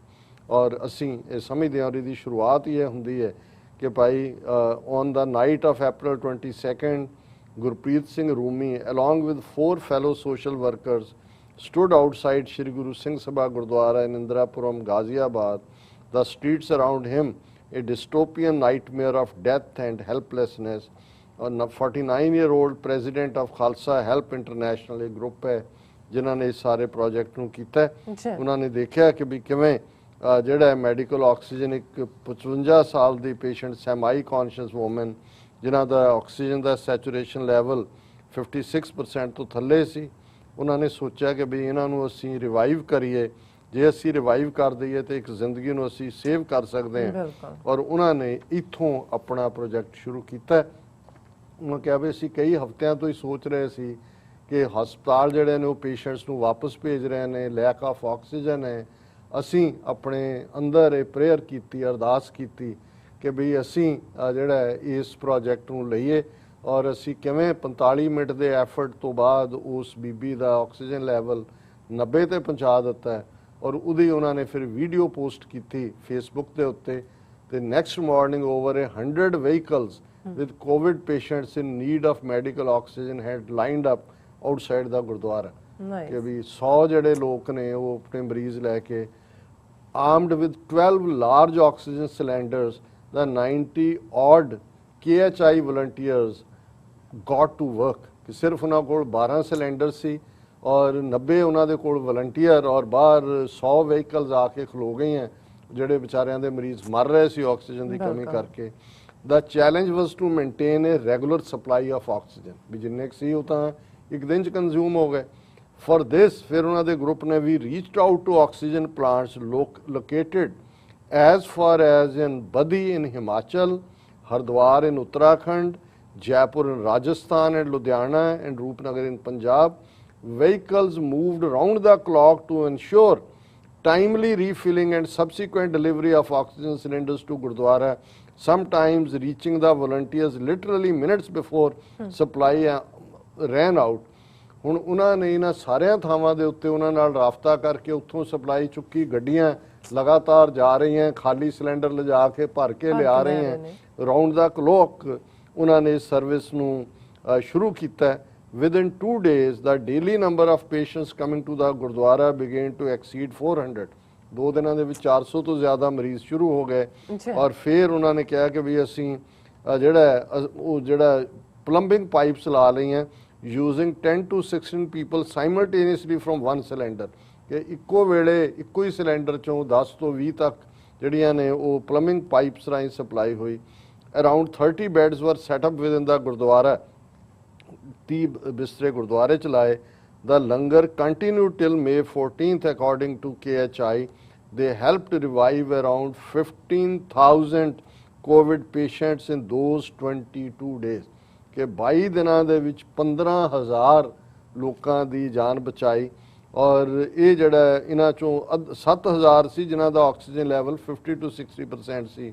ਹੁਣ ਉਹਨਾਂ ਨੇ ਕਿਹਾ ਵੀ ਕਿਉਂਕਿ ਇਹਦੀ ਵੇਵ ਘਟ ਗਈ ਹੈ ਔਰ ਅਸੀਂ ਜਿਹੜਾ now the langar has been shifted to Krishna dental college in Mohan Nagar Ghaziabad ਔਰ ਇਸ ਸਾਰੇ ਚੋਂ ਉਹਨਾਂ ਨੇ ਕਿਹਾ ਵੀ ਹੁਣ ਅਸੀਂ ਯੂਪੀ ਦੇ ਵਿੱਚ ਵੀ ਕਾਂਸ਼ੀਪੁਰ ਉੱਤਰਾ ਪ੍ਰਦੇਸ਼ ਚਲਾਇਆ। ਇਹ ਗਾਜ਼ੀਆਬਾਦ ਦਾ ਗੁਰਦੁਆਰਾ ਮੁੱਢਲਾ ਸੀ ਔਰ ਇਸ ਤੋਂ ਬਾਅਦ ਫਿਰ ਕਿਵੇਂ ਦਿੱਲੀ ਦੇ ਵਿੱਚ ਔਰ ਫਿਰ ਤਾਂ ਭਾਰਤ ਭਰ ਦੇ ਗੁਰਦੁਆਰੇ ਇਹ ਇਹਨਾਂ ਦੀ ਲੀਡ ਲੈ ਕੇ ਕਿਵੇਂ ਭਾਰਤ ਭਰ 'ਚ ਲੱਖਾਂ ਲੋਕਾਂ ਦੀ 15,000 ਦੀ ਜਾਨ ਤਾਂ ਇਹ ਬਚਾਉਂਦੇ ਨੇ ਔਰ ਇਹ ਫਿਰ ਸਾਰੇ ਪਾਸੇ ਇੱਕ ਮੂਵਮੈਂਟ ਖੜੀ ਹੋ ਜਾਂਦੀ ਹੈ ਔਰ ਅਸੀਂ ਸਮਝਦੇ ਹਾਂ ਕਿ ਰੀਡਰਸ ਡਾਈਜੈਸਟ ਜਾਂ ਇਸ ਲੈਵਲ ਦੀ ਪਬਲੀਕੇਸ਼ਨ ਜਿਹੜੀ ਦੁਨੀਆ 'ਚ ਹਰ ਥਾਂ ਪਹੁੰਚਦੀ ਹੈ ਮਿਲੀਅਨਸ ਦੇ ਵਿੱਚ ਉਹ ਜਦੋਂ ਤੱਕ ਕਿਸੇ ਸਟੋਰੀ ਨੂੰ ਕਨਫਰਮ ਨਾ ਕਰਨ ਔਰ ਉਹਨਾਂ ਨੇ ਇਹ ਇੱਕ ਯੂਨੀਕ ਇਹਨਾਂ ਵੀਰਾਂ ਨੂੰ ਨਹੀਂ ਆਨਰ ਕੀਤਾ ਸਮੁੱਚੀ ਸਿੱਖ ਕੌਮ ਨੂੰ ਆਨਰ ਕੀਤਾ ਔਰ ਜਦੋਂ ਇਹ ਕਹਿੰਦੇ ਨੇ power of the people meet the citizen saviours making a difference ਕਿ ਕਿਵੇਂ ਜਿੱਥੇ ਹਕੂਮਤਾਂ ਫੇਲ ਹੁੰਦੀਆਂ ਨੇ ਉੱਥੇ ਕਿਵੇਂ ਬਾਬੇ ਨਾਨਕ ਦੀ ਆਈਡੀਓਲੋਜੀ ਸਰਬੱਤ ਦਾ ਭਲਾ ਇਨਸਾਨੀਅਤ ਦਾ ਭਲਾ ਉਸ ਨੂੰ ਕੌਮ ਨੇ ਬਾਬੇ ਨਾਨਕ ਦੇ ਨਕਸ਼ੇ ਕਦਮਾਂ ਤੇ ਚੱਲਦੇ ਆ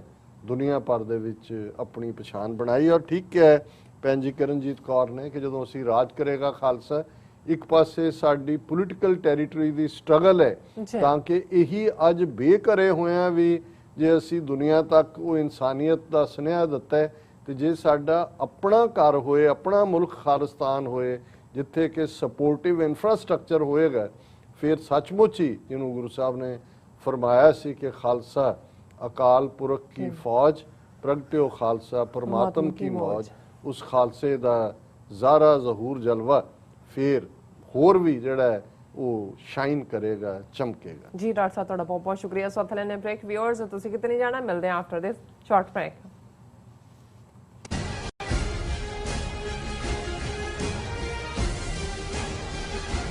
ਵਾਹਿਗੁਰੂ ਜੀ ਕਾ ਖਾਲਸਾ ਵਾਹਿਗੁਰੂ ਜੀ ਕੀ ਫਤਿਹ। ਮੇਰੇ ਸਾਰੇ ਸੰਸਾਰ ਭਰ ਦੇ ਪੰਜਾਬੀਆਂ ਤੇ ਸਿੱਖ ਭਾਈਚਾਰੇ ਨੂੰ ਬੇਨਤੀ ਹੈ ਤੁਸੀਂ ਜਲਦੀ ਅੱਜ ਹੀ ਆਪਣੇ ਪੰਜਾਬ ਦੇ ਲਈ the non-governmental Punjab independence referendum ਦੀਆਂ ਵੋਟਾਂ ਰਜਿਸਟਰ ਕਰਵਾਓ।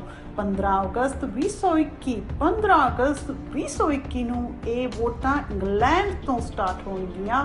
ਪਹਿਲੀ ਪੋਲਿੰਗ ਸੈਂਟਰ ਪਹਿਲੀ ਵੋਟ ਇੰਗਲੈਂਡ ਤੋਂ ਹੋਗੀ। जल्दी वोटर रजिस्टर करवाओ। Thank you. Are you tired of property violations, ECB court hearings wasting your time? AM Expediting Drafting and Design is the solution for your problems.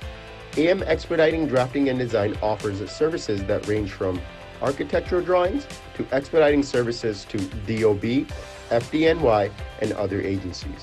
Or visit their location at 116-15 Myrtle Avenue in Richmond Hill. Call AM Expediting Drafting and Design now at 718-725-0059.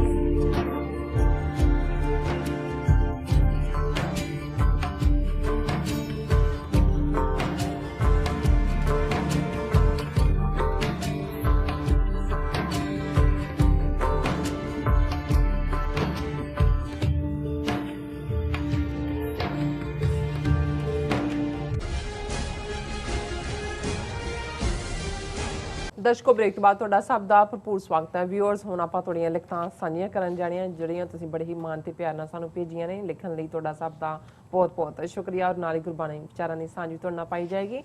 ਸੋ ਅਸੀਂ ਚਾਹਾਂਗੇ ਕਿ ਤੁਸੀਂ ਸਾਨੂੰ ਇਸੇ ਤਰ੍ਹਾਂ ਬਣੇ ਰਹਿਣਾ। ਦੇਖਣ ਸੁਣਨ ਲਿਖਣ ਲਈ ਤੁਹਾਡਾ ਸਭ ਦਾ ਬਹੁਤ-ਬਹੁਤ ਸ਼ੁਕਰੀਆ। ਜੀ ਰਾਜ ਸਾਹਿਬ, ਕੀ ਕਹਿਣਾ ਚਾਹੋਗੇ?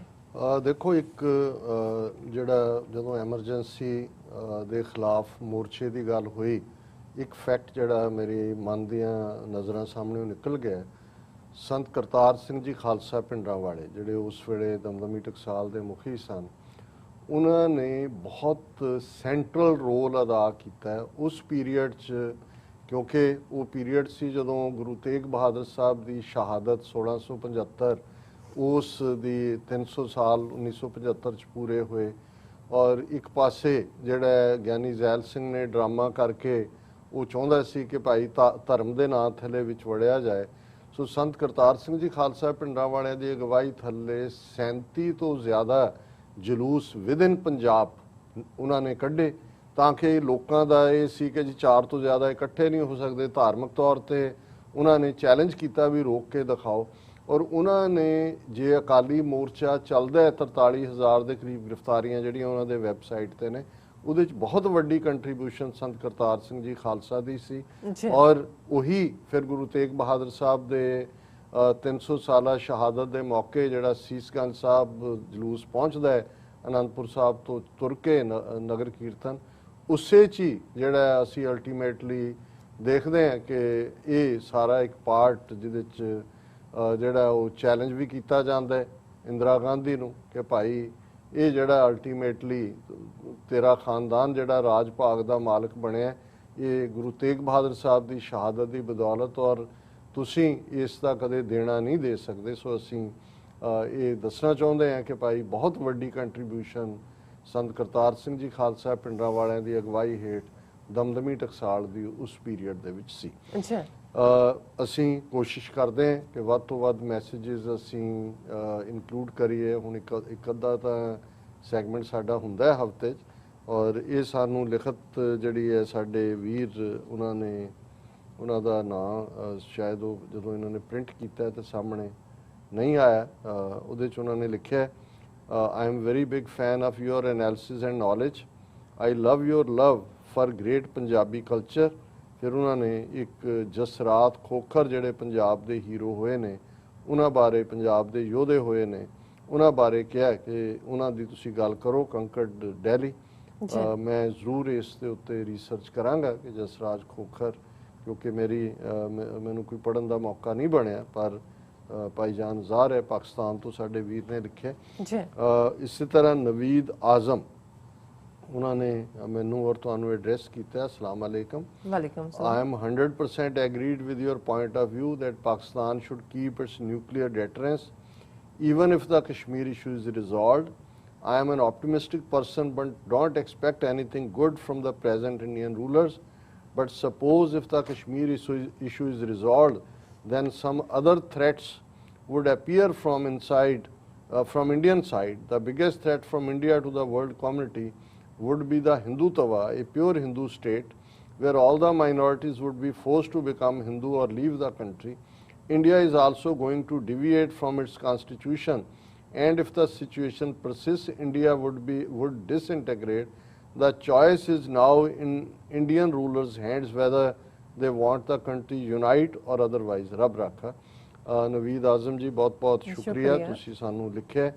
ਇਹਦੇ 'ਚ ਕੋਈ ਸ਼ੱਕ ਨਹੀਂ ਹੈ ਕਿ ਇਹ ਹਿੰਦੂਤਵਾ ਆਈਡੀਓਲੋਜੀ ਇਹ ਨਾਜ਼ੀਆਂ ਤੋਂ ਵੀ ਜ਼ਿਆਦਾ ਖਤਰਨਾਕ ਹੈ, ਕਿਉਂਕਿ ਇੱਕ ਪਾਸੇ ਇਹ ਝੂਠ ਦੇ ਵਣਜਾਰੇ ਔਰ 4000 ਸਾਲ ਦੀ ਨਫ਼ਰਤ ਜ਼ਾਤ ਪਾਤੀ ਸਿਸਟਮ ਦੀ ਇਹਨਾਂ ਦੇ ਬਲੱਡ 'ਚ ਹੈ।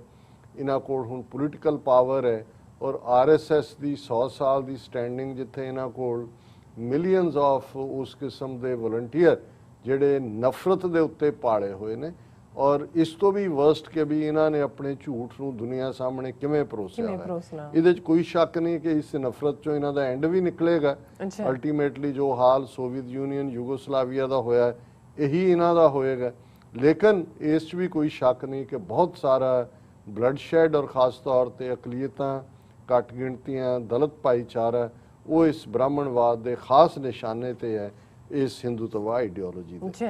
ਔਰ ਇਸੇ ਤਰ੍ਹਾਂ ਸਾਨੂੰ ਸਾਡੇ ਵੀਰ ਮੁਨੱਵਰ ਇਕਬਾਲ ਜੀ ਨੇ ਲਿਖਿਆ, doctor Sahib, I subscribed the channel 2 years ago. I am listener of you since and shared many times, but today very first time I am writing. Dr. Sahab, you are a great and mature scholarly human being. Great respect for you. I am from Gujarat, Punjab, Pakistan. Today on interview given by Imran Khan, your comments were very fair, very balanced, and I felt a love for Captain Imran. Love you and love to your team. Thanks, Munawwar. Munawwar Sahib ji ਬਹੁਤ ਬਹੁਤ ਸ਼ੁਕਰੀਆ, ਕਿਉਂਕਿ ਇਮਰਾਨ ਖਾਨ ਸਾਹਿਬ ਦਾ ਅਸੀਂ ਕੱਲ੍ਹ ਹੀ discuss ਕੀਤਾ ਹੈ Washington post ਦੇ ਵਿੱਚ। ਜਿਹੜਾ ਉਹਨਾਂ ਦਾ ਓਪੀਨੀਅਨ ਪੇਜ ਤੇ ਹੈ, ਉਸ ਤੋਂ ਕੁਝ ਦਿਨ ਪਹਿਲਾਂ HBO ਦੇ ਉੱਤੇ ਉਹਨਾਂ ਦਾ ਇੰਟਰਵਿਊ, ਸੋ ਉਹਨੂੰ ਉਹਨਾਂ ਨੇ ਮੁਨੱਵਰ ਇਕਬਾਲ ਜੀ ਨੇ ਐਪਰੀਸ਼ੀਏਟ ਕੀਤਾ। ਮੁਨੱਵਰ ਜੀ, ਅਸੀਂ ਤਾਲਿਬੇ ਇਲਮ ਹੈ, ਕੋਸ਼ਿਸ਼ ਕਰਦੇ ਹਾਂ ਕੁਝ ਸਿੱਖਣ ਦੀ, ਉਹਨੂੰ ਸ਼ੇਅਰ ਕਰਨ ਦੀ। ਤੁਹਾਡੇ ਵਰਗੇ ਵੀਰਾਂ ਤੋਂ ਵੀ ਅਸੀਂ ਸਿੱਖਦੇ ਹਾਂ। ਬਹੁਤ ਬਹੁਤ ਸ਼ੁਕਰੀਆ। ਮੁਹੰਮਦ ਅਕਰਮ ਜੀ ਨੇ ਲਿਖਿਆ ਹੈ, ਡਾਕਟਰ ਸਾਹਿਬ ਸਤਿ ਸ਼੍ਰੀ ਅਕਾਲ। It's a sad commentary that Chief Minister of Punjab, thou Sikh of prominent family, showed no empathy for Kisans of Punjab. Similarly, many other prominent Sikhs failed to support the Kisans. This has directly supported the federal government, resultantly that the government has become indifferent. The Kisan struggle and huge sacrifices apparently will go waste. Muhammad Akram ji, बहुत बहुत शुक्रिया। ਇਹ ਭਾਵੇਂ decent family ਕਾਹਦੀ ਹੈ, ਇਹ ਗਦਾਰਾਂ ਦੀ family ਹੈ।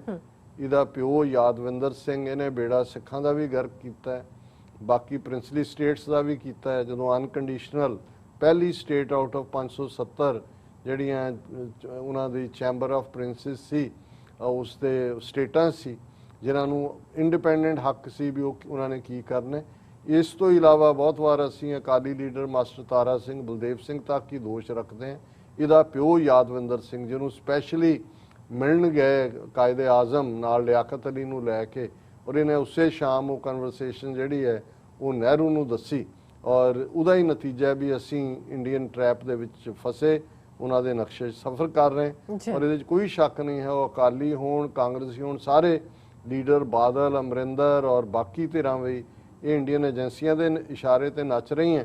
ਕਾਸ਼ ਜਿੰਨੀ ਐਨਰਜੀ ਔਰ ਜਿੰਨਾ ਐਮੋਸ਼ਨ, ਸੈਂਟੀਮੈਂਟ, ਰੀਸੋਰਸ ਕਿਸਾਨ ਮੋਰਚੇ ਤੇ ਲੱਗੇ ਨੇ, ਜੇ ਇਹ ਦਿਲੋਂ ਨਾਲ ਹੋਣ, ਵਰਬਲੀ ਤਾਂ ਜਿਹੜਾ ਉਹ ਜਮ੍ਹਾਂ ਖਰਚ ਕਰਦੇ ਨੇ, ਫਿਰ ਇਹ ਹਸ਼ਰ ਨਾ ਹੋਇਆ ਹੁੰਦਾ। ਹੁਣ ਤੱਕ ਹਕੂਮਤ ਨੇ ਗੋਡੇ ਟੇਕੇ ਹੁੰਦੇ। ਔਰ ਮੈਂ ਇੱਕ ਦੋ ਹੋਰ ਮੈਸੇਜ, ਲੰਬੇ ਨਹੀਂ ਮੈਂ ਪੜ੍ਹ ਸਕਾਂਗਾ, ਜਿਹੜੀਆਂ ਲਿਖਤਾਂ ਨੇ। Masood Khan, doctor sahib, you are not only our elder but a benefactor also. Due to your program, we have become aware of Hindutva psyche. I can now understand Punjabi thanks to your program. Khalistan, the land of pure, Zindabad. Mashood Khan ji, ਬਹੁਤ ਬਹੁਤ ਸ਼ੁਕਰੀਆ। ਮੈਂ ਜਿਵੇਂ ਪਹਿਲਾਂ ਕਿਹਾ ਕਿ ਭਾਈ ਅਸੀਂ ਸਾਰੇ ਹੀ ਤਾਲਿਬੇ ਇਲਮ ਹੈ, ਇੱਕ ਦੂਸਰੇ ਤੋਂ ਸਿੱਖਦੇ ਹਾਂ, ਇਹੀ ਜ਼ਿੰਦਗੀ ਦਾ ਮਕਸਦ ਵੀ ਹੈ। ਗੁਰੂ ਨਾਨਕ ਸਾਹਿਬ ਦਾ ਹੀ ਫਰਮਾਨ ਹੈ, ਜਬ ਲਗ ਦੁਨੀਆ ਰਹੀ ਹੈ ਨਾਨਕ, ਕਿਛ ਸੁਣੀਏ ਕਿਛ ਕਿਛ ਕਹੀਏ। ਸੋ ਕਹਿਣ ਤੋਂ ਪਹਿਲਾਂ ਸੁਣਨ ਦੀ ਗੱਲ ਸੁਣਨ ਦੀ ਗੱਲ ਹੈ। ਹੈ। ਦੁਨੀਆ ਦੇ ਵਿੱਚ ਇਹੀ ਡਾਇਲੋਗ, ਇਹੀ ਅਸੀਂ ਇੱਕ ਦੂਸਰੇ ਦੇ ਨਾਲ ਜੋ ਸਾਂਝ ਪਾਉਂਦੇ ਹਾਂ, ਇਹ ਸਾਡੇ ਇਲਮ ਦੇ ਵਿੱਚ ਇਜ਼ਾਫਾ ਕਰਦਾ ਹੈ। ਜੀ ਔਰ ਤੁਹਾਡਾ ਬਹੁਤ ਬਹੁਤ ਬਹੁਤ ਸ਼ੁਕਰੀਆ। ਹੁਣ ਮੈਂ ਅੱਗੇ ਨਹੀਂ ਜਾਵਾਂਗਾ, ਮੈਸੇजेस ਬਹੁਤ ਸਾਰੇ ਨੇ ਜੀ ਲਿਖਤਾਂ।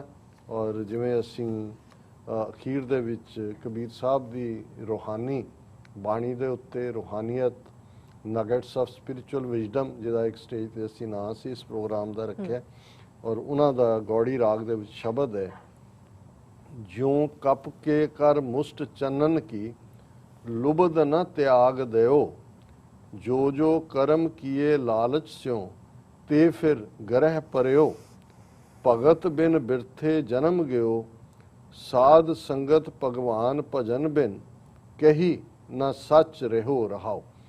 ਜਿਵੇਂ ਰਹਾਓ ਦੀ ਤੁਕ ਸੈਂਟਰਲ ਆਈਡੀਆ ਹੁੰਦਾ ਹੈ ਸ਼ਬਦ ਦਾ, ਇਹਦੇ 'ਚ ਵੀ ਗੌੜੀ ਰਾਗ ਦੇ ਇੱਕ ਸ਼ਬਦ 'ਚ ਕਬੀਰ ਸਾਹਿਬ ਨੇ 2-3 ਉਦਾਹਰਨਾਂ ਐਗਜ਼ਾਮਪਲਸ ਦਿੱਤੀਆਂ ਸੀ ਕਿ ਕਿਵੇਂ ਬਾਂਦਰ ਛੋਲਿਆਂ ਦੇ ਲਾਲਚ ਵਿੱਚ ਤੰਗ ਭਾਂਡੇ 'ਚ ਹੱਥ ਪਾ ਲੈਂਦਾ ਹੈ, ਮੁੱਠੀ ਭਰ ਜਾਂਦੀ ਹੈ, ਫਿਰ ਉਹਨੂੰ ਖੋਲ੍ਹਦਾ ਨਹੀਂ ਕਿਉਂਕਿ ਉਹਦਾ ਹੱਥ ਫਸ ਜਾਂਦਾ ਹੈ, ਬਾਹਰ ਨਹੀਂ ਆਉਂਦਾ, ਪਰ ਉਹ ਛੱਡਦਾ ਨਹੀਂ ਹੈ, ਉਹਨਾਂ ਛੋਲਿਆਂ ਦੇ ਲਾਲਚ ਕਾਬੂ ਆ ਜਾਂਦਾ ਹੈ। ਇਵੇਂ ਉਹਨਾਂ ਨੇ ਹਾਥੀ ਦਾ ਜ਼ਿਕਰ ਕੀਤਾ ਸੀ ਕਿ ਕਿਵੇਂ ਉਹ ਟੋਏ 'ਚ ਡਿੱਗਦਾ, ਹੱਥ ਨਹੀਂ ਦੇ ਉਸ ਕਲਬੂਤ ਨੂੰ ਦੇਖ ਕੇ। ਔਰ ਇਵੇਂ ਹੀ ਅੱਜ ਦੇ ਸ਼ਬਦ 'ਚ ਵੀ ਉਹਨਾਂ ਨੇ ਜਿਹੜਾ ਗੱਲ ਇਹ ਕਹੀ ਕਿ ਭਾਈ ਭਗਤ ਬਿਨ ਬਿਰਥੇ ਜਨਮ ਗਿਓ, ਕਿ ਬਿਨਾਂ ਬੰਦਗੀ ਤੋਂ ਜਿਹੜੀ ਇਹ ਜ਼ਿੰਦਗੀ ਹੈ ਇਹ ਬੇਅਰਥ ਜਾ ਰਹੀ ਹੈ। ਸਾਧ ਸੰਗਤ ਭਗਵਾਨ ਭਜਨ ਬਿਨ ਕਹੀ ਨਾ ਸੱਚ ਰਹਿਓ, ਕਿ ਇਹ ਜੇ ਉਸ ਰੱਬ ਦੀ ਬੰਦਗੀ, ਉਸ ਦਾ ਆਧਾਰ ਸੱਚ ਦਾ ਜੀਵਨ ਹੈ। ਔਰ ਇਹ ਜਿਹੜਾ ਸਾਧ ਸੰਗਤ ਦੇ ਵਿੱਚ, ਭਲੇ ਲੋਕਾਂ ਦੀ ਸੰਗਤ ਦੇ ਵਿੱਚ, ਇਹ ਤੁਹਾਡਾ ਫੇਥ ਜਿਹੜਾ ਹੈ ਉਹ ਮਜ਼ਬੂਤ ਹੁੰਦਾ ਹੈ। ਪਰ ਸਾਡੇ ਮਨ ਦਾ ਸੁਭਾਅ ਕੀ ਹੈ? ਫਿਰ ਬਾਂਦਰ ਦੀ ਗੱਲ ਕੀਤੀ ਹੈ ਉਹਨਾਂ ਨੇ, ਜਿਉਂ ਕੱਪ ਕੇ ਕਰ ਮੁਸ਼ਟ ਚਨਨ ਕੀ ਲੁਬਦ ਨਾ ਤਿਆਗ ਦਿਓ। ਹੁਣ ਜਿਹੜਾ ਉਹਨਾਂ ਨੇ ਕਿਹਾ ਵੀ ਜਿਵੇਂ ਛੋਲਿਆਂ ਦੀ ਮੁੱਠੀ ਦੇ ਲੋਭ ਦੇ ਵਿੱਚ ਜਿਹੜਾ ਬਾਂਦਰ ਹੈ ਉਹ ਆਪਣਾ ਆਪਾ ਗੁਲਾਮ ਬਣਾ ਲੈਂਦਾ, ਉਸ ਤਿਆਗ ਨੂੰ ਨਹੀਂ ਛੱਡਦਾ। ਔਰ ਇਹੀ ਹਾਲ ਸਾਡਾ, ਅਸੀਂ ਵੀ ਬਾਂਦਰ ਦੇ ਨੇ, ਜਿਵੇਂ ਛੋਲੇ ਮੁੱਠੀ 'ਚ ਘੁੱਟੇ ਹੋਏ ਨੇ, ਉਹਨੂੰ ਖੋਲ੍ਹਣ ਨੂੰ ਤਿਆਰ ਨਹੀਂ ਕਿਉਂਕਿ ਉਹ ਲਾਲਚ ਹੈ। ਜੋ ਜੋ ਕਰਮ ਕੀਏ ਲਾਲਚ ਸਿਓ ਤੇ ਫਿਰ ਗਰੈ ਪਰਿਓ। ਉਹਨਾਂ ਨੇ ਕਿਹਾ ਵੀ ਜੋ ਕੰਮ ਅਸੀਂ ਜ਼ਿੰਦਗੀ 'ਚ ਲਾਲਚ ਵਸ ਹੋ ਕੇ ਕਰਦੇ ਹਾਂ, ਅਲਟੀਮੇਟਲੀ ਉਹ ਸਾਡੇ ਗਲ ਪੈ ਜਾਂਦੇ ਨੇ, ਸਾਨੂੰ ਉਹਨਾਂ ਦੇ ਲਈ ਆਨਸਰੇਬਲ ਠਹਿਰਾਇਆ ਜਾਂਦਾ ਹੈ, ਜਵਾਬਦੇਹ ਸਾਨੂੰ ਹੋਣਾ ਪਏਗਾ, ਪਰ ਅਸੀਂ ਫਿਰ ਵੀ ਲਾਲਚ ਨਹੀਂ ਛੱਡਦੇ। ਫਿਰ ਉਹਨਾਂ ਫਰਮਾਇਆ, ਜਿਉਂ ਉਦਿਆਨ ਕੁਸਮ ਪ੍ਰਫੁੱਲਤ ਕਿਨੇ ਨ ਘਰਾਓ ਲਿਓ, ਤੈਸੇ ਭ੍ਰਮਤ ਅਨੇਕ ਜੋਨ ਮੈਂ ਫਿਰ ਕਾਲ ਹੈਓ। ਹੁਣ ਕੁਸਮ ਕਹਿੰਦੇ ਨੇ ਫੁੱਲ ਨੂੰ, ਹੁਣ ਆਮ ਤੌਰ ਤੇ ਬੱਚੀਆਂ ਦਾ ਨਾਂ ਵੀ ਰੱਖਿਆ ਜਾਂਦਾ ਹੈ ਕੁਸਮ, ਫਲਾਵਰ। ਹੁਣ ਕਬੀਰ ਸਾਹਿਬ ਕਹਿੰਦੇ ਨੇ ਵੀ ਜਿਹੜਾ ਫੁੱਲ ਬੀਆਬਾਨ ਜੰਗਲ ਦੇ ਵਿੱਚ ਹੈ, ਉਹਦੀ ਖੁਸ਼ਬੂ ਲੈਣ ਵਾਲਾ ਤਾਂ ਕੋਈ ਨਹੀਂ ਹੈ ਜੰਗਲ ਦੇ ਵਿੱਚ, ਉਹ ਖੁਸ਼ਬੂ ਦੇ ਬਾਵਜੂਦ ਜਿਹੜਾ ਉਹਦੀ ਖੁਸ਼ਬੂ ਨੂੰ ਕੋਈ ਲੈਣ ਵਾਲਾ ਨਹੀਂ। ਜਿਉਂ ਉਦਿਆਨ ਜੰਗਲ ਕੁਸਮ ਪ੍ਰਫੁੱਲਤ ਕਿਨੇ ਨਾ ਘਰਾਓ ਲਿਓ, ਕੋਈ ਉਹਦੀ ਖੁਸ਼ਬੂ ਨਹੀਂ ਲੈ ਸਕਦਾ। ਤੈਸੇ ਭ੍ਰਮਤ ਅਨੇਕ ਜੋਨ ਮੈਂ ਫਿਰ ਕਾਲ ਹੈ। ਉਹਨਾਂ ਨੇ ਕਿਹਾ ਵੀ ਹੇ ਇਨਸਾਨ, ਜੇ ਤੂੰ ਰੱਬ ਦੇ ਨੇੜੇ ਨਹੀਂ ਲੱਗਦਾ ਤੇ ਕਈ ਜੂਨਾਂ ਦੇ ਵਿੱਚ ਭਟਕਦਾ ਫਿਰੇਗਾ, ਔਰ ਤੇਰੇ ਇਸ ਵਕਤ ਨੂੰ ਜਿਹੜਾ ਹੈ ਉਹ ਮੌਤ ਖਾ ਜਾਏਗੀ ਅਲਟੀਮੇਟਲੀ, ਔਰ ਤੇਰੀ ਜ਼ਿੰਦਗੀ ਦਾ ਮਕਸਦ ਜਿਹੜਾ ਹੈ ਤੈਨੂੰ ਸਮਝ ਨਹੀਂ ਆਉਂਦਾ, ਔਰ ਤੂੰ ਉਸ ਨੂੰ ਨਹੀਂ ਪਾ ਸਕਦਾ। ਧਨ ਜੋਬਨ ਅਰ ਸੁਤਦਾਰਾ ਪੇਖਨ ਕੋ ਜੋ ਦਿਓ, ਤਿੰਨ ਹੀ ਮਾਹੇ ਅਟਕ ਜੋ ਉਰਝੇ ਇੰਦਰੀ ਪ੍ਰੇਰ ਲਿਓ। ਕਿ ਭਾਈ ਤੈਨੂੰ ਰੱਬ ਨੇ ਧਨ ਦਿੱਤਾ ਸੀ, ਦੌਲਤ ਦਿੱਤੀ ਸੀ, ਜੋਬਨ ਜਵਾਨੀ ਦਿੱਤੀ ਸੀ, ਸੁੱਤ ਪੁੱਤਰ ਧੀਆਂ ਦਿੱਤੇ ਸੀ, ਦਾਰਾ ਇਸਤਰੀ ਦਿੱਤੀ ਸੀ। ਇਹ ਤੈਨੂੰ ਸੀ ਕਿ ਭਾਈ ਤੂੰ ਇਹਨਾਂ ਦੇ ਵਿੱਚ ਉਲਝਣਾ ਨਹੀਂ ਹੈ, ਇਹ ਤੇਰੇ ਜੀਵਨ ਬਸਰ ਲਈ ਨੇ, ਪਰ ਇਹਨਾਂ ਦੇ ਪਿੱਛੇ ਜਿਹੜੀ ਤਾਕਤ ਹੈ ਦਾਤਾ। ਔਰ ਅਸੀਂ ਜਦੋਂ ਕਹਿੰਦੇ ਹਾਂ ਕਿ ਦਾਤ ਪਿਆਰੀ ਵਿਸਰਿਆ ਦਾਤਾ, ਇਹ ਉਹਦੀਆਂ ਦਾਤਾਂ ਨੇ, ਦੌਲਤ, ਇਸਤਰੀ, ਬੱਚੇ ਬੱਚੀਆਂ, ਜਾਂ ਇਸਤਰੀ ਲਈ ਪਤੀ ਭਰਾ। ਪਰ ਜੇ ਅਸੀਂ ਉਹਦੇ 'ਚ ਉਲਝ ਜਾਈਏ ਤੇ ਜਿਹੜਾ ਦੇਣ ਵਾਲਾ ਹੈ ਉਹਨੂੰ ਭੁਲਾ ਦਈਏ, ਫਿਰ ਹਾਲ ਕੀ ਹੁੰਦਾ? ਤਿੰਨ ਹੀ ਮਾਹੇ ਅਟਕ ਜੋ ਉਰਝੇ, ਕਿ ਉਹਦੇ 'ਚ ਅਸੀਂ ਅਟਕ ਕੇ ਉਲਝ ਕੇ ਫਸ ਗਏ ਕਿਉਂਕਿ ਅਸੀਂ ਇੰਦਰੀਆਂ ਦੇ ਵਸ ਪੈ ਗਏ, ਇੰਦਰੀ ਪ੍ਰੇਰ ਲਿਓ।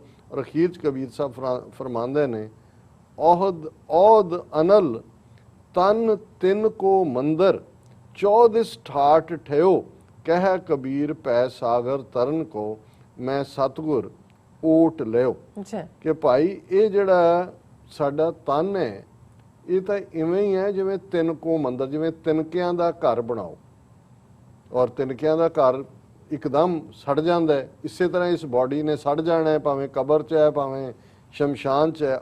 ਅਨਲ ਕਹਿੰਦੇ ਨੇ ਅੱਗ ਨੂੰ, ਔਦ ਕਹਿੰਦੇ ਨੇ ਉਮਰ। ਔਦ ਅਨਲ ਤਨ ਤਿੰਨ ਕੋ ਮੰਦਰ, ਤੂੰ ਇਹ ਤਿਨਕਿਆਂ ਦੇ ਮੰਦਰ ਦੇ ਵਿੱਚ ਦੇਹ 'ਚ ਰਹਿ ਰਿਹਾ, ਜਿਹਨੂੰ ਅਲਟੀਮੇਟਲੀ ਫੂਕ ਦੇਣਾ ਅੱਗ ਨੇ। 14 ਠਾਠ ਠਿਓ, ਤਾਂ ਤੂੰ ਚਾਰ ਪਾਸੇ ਆਪਣਾ ਠਾਠ ਬਣਾ ਕੇ ਬੈਠਾ ਹੈ, ਜਿਹੜੀ ਰਹਿਣ ਵਾਲੀ ਚੀਜ਼ ਨਹੀਂ ਹੈ। ਕਹਿ ਕਬੀਰ ਭੈ ਸਾਗਰ ਤਰਨ ਕੋ, ਮੈਂ ਸਤਿਗੁਰ ਓਟ ਲਿਓ। ਕਬੀਰ ਸਾਹਿਬ ਕਹਿੰਦੇ ਨੇ ਕਿ ਭਾਈ ਮੈਂ ਗੁਰੂ ਦੀ ਸ਼ਰਨ ਲਈ ਹੈ, ਤਾਂ ਕਿ ਇਹ ਜਿਹੜਾ ਸਮੁੰਦਰ ਹੈ, ਭਵ ਸਾਗਰ ਹੈ, ਜਿਹੜਾ ਵਿਕਾਰਾਂ ਦੀ ਅੱਗ ਦਾ ਇਹ ਸਾਰਾ ਵਰਤਾਰਾ ਹੈ, ਸਰੋਵਰ ਹੈ, ਜਿਹਨੂੰ ਗੁਰੂ ਸਾਹਿਬ ਨੇ ਫਰਮਾਇਆ ਤਿਤ ਸਰਵਰੜ ਹੈ ਪਹਿਲੇ ਨਿਵਾਸਾ, ਪਾਣੀ ਪਾਵਕ ਤਿਨੇ ਕੀਆ। ਕਿ ਇਹਦੇ 'ਚ ਪਾਣੀ ਨਹੀਂ ਹੈ ਜਿਸ ਦੁਨੀਆ ਦੇ ਵਿੱਚ ਅਸੀਂ ਹੈ, ਇਹਦੇ 'ਚ ਅੱਗ ਜਿਹੜੀ ਹੈ ਉਹ ਪਾਣੀ ਦੀ ਥਾਂ ਤੇ ਹੈ। ਤਿਤ ਸਰਵਰੜ ਹੈ ਪਹਿਲੇ ਨਿਵਾਸਾ, ਪਾਣੀ ਪਾਵਕ ਤਿਨੇ ਕੀਆ, ਪੰਕਜ ਮੋਹ ਪਗ ਨਹੀਂ ਚਾਲੇ, ਹਮ ਦੇਖਾ ਤੈਂ ਡੂਬੀਅਲੇ। ਕਿ ਇਹ ਮੋਹ ਦਾ ਚੱਕੜ ਜਿਹਦੇ 'ਚ ਅਸੀਂ ਫਸੇ ਹੋਏ ਹਾਂ, ਪੈਰ ਫਸ ਗਏ ਔਰ ਇਹਦੇ 'ਚ ਹੀ ਅਸੀਂ ਡੁੱਬ ਜਾਂਦੇ ਹਾਂ। ਇਹੀ ਕਹਿ ਕਬੀਰ ਪੈ ਸਾਗਰ ਤਰਨ ਕੋ, ਵੀ ਮੈਂ ਤਰ ਜਾਂ ਡੁੱਬਾਂ ਨਾ, ਮੈਂ ਸਤਿਗੁਰ ਓਟ ਲਿਓ। ਮੈਂ ਉਸ ਸਤਿਗੁਰੂ ਦੀ ਸ਼ਰਨ 'ਚ ਹੈ, ਸਤਿਗੁਰੂ ਦੇ ਆਸਰੇ 'ਚ। ਜੀ ਡਾਕਟਰ ਸਾਹਿਬ, ਤੁਹਾਡਾ ਬਹੁਤ ਬਹੁਤ ਸ਼ੁਕਰੀਆ, ਤੁਸੀਂ ਅੱਜ ਦੇ ਇਸ਼ੂ ਤੇ ਅੱਜ ਦਾ ਵਿਚਾਰ ਸਾਡੇ ਦਰਸ਼ਕਾਂ ਨਾਲ ਸਾਂਝਾ ਕੀਤਾ। ਸੋ ਇਸ ਨਾਲ ਆਪਣੇ ਵਿਊਅਰਸ ਕੋਲ ਲੈਣੇ ਇਜਾਜ਼ਤ। ਵਿਊਅਰਸ, ਸਾਡੇ ਪ੍ਰੋਗਰਾਮ ਦਾ ਸਮਾਂ ਇੱਥੇ ਸਮਾਪਤ ਹੁੰਦਾ। ਤੁਸੀਂ ਆਪਣੀ ਰਾਏ ਤੇ ਸੁਝਾਅ ਸਾਨੂੰ ਭੇਜਣਾ ਭੁੱਲਣਾ ਸਾਡੇ ਇਸ ਪਤੇ ਤੇ sos@tv84.tv ਤੇ ਅਸੀਂ ਆਪਣਾ ਪ੍ਰੋਗਰਾਮ ਲੈ ਕੇ ਫਿਰ ਦੁਬਾਰਾ ਤੁਹਾਡੇ ਸਾਹਮਣੇ ਹੋਵਾਂਗੇ। ਤਦ ਤੱਕ ਲਈ ਮੈਨੂੰ ਤੇ ਆਪਣਾ ਸੁਣਾ ਗਿਆ ਦੋ। ਦੇਖਦੇ ਰਹੋ TV84। ਬੁਲਾ ਦਿਓ ਫਤਿਹ। ਵਾਹਿਗੁਰੂ ਜੀ ਕਾ ਖਾਲਸਾ, ਵਾਹਿਗੁਰੂ ਜੀ ਕੀ ਫਤਿਹ। ਰੱਬ ਰਾਖਾ।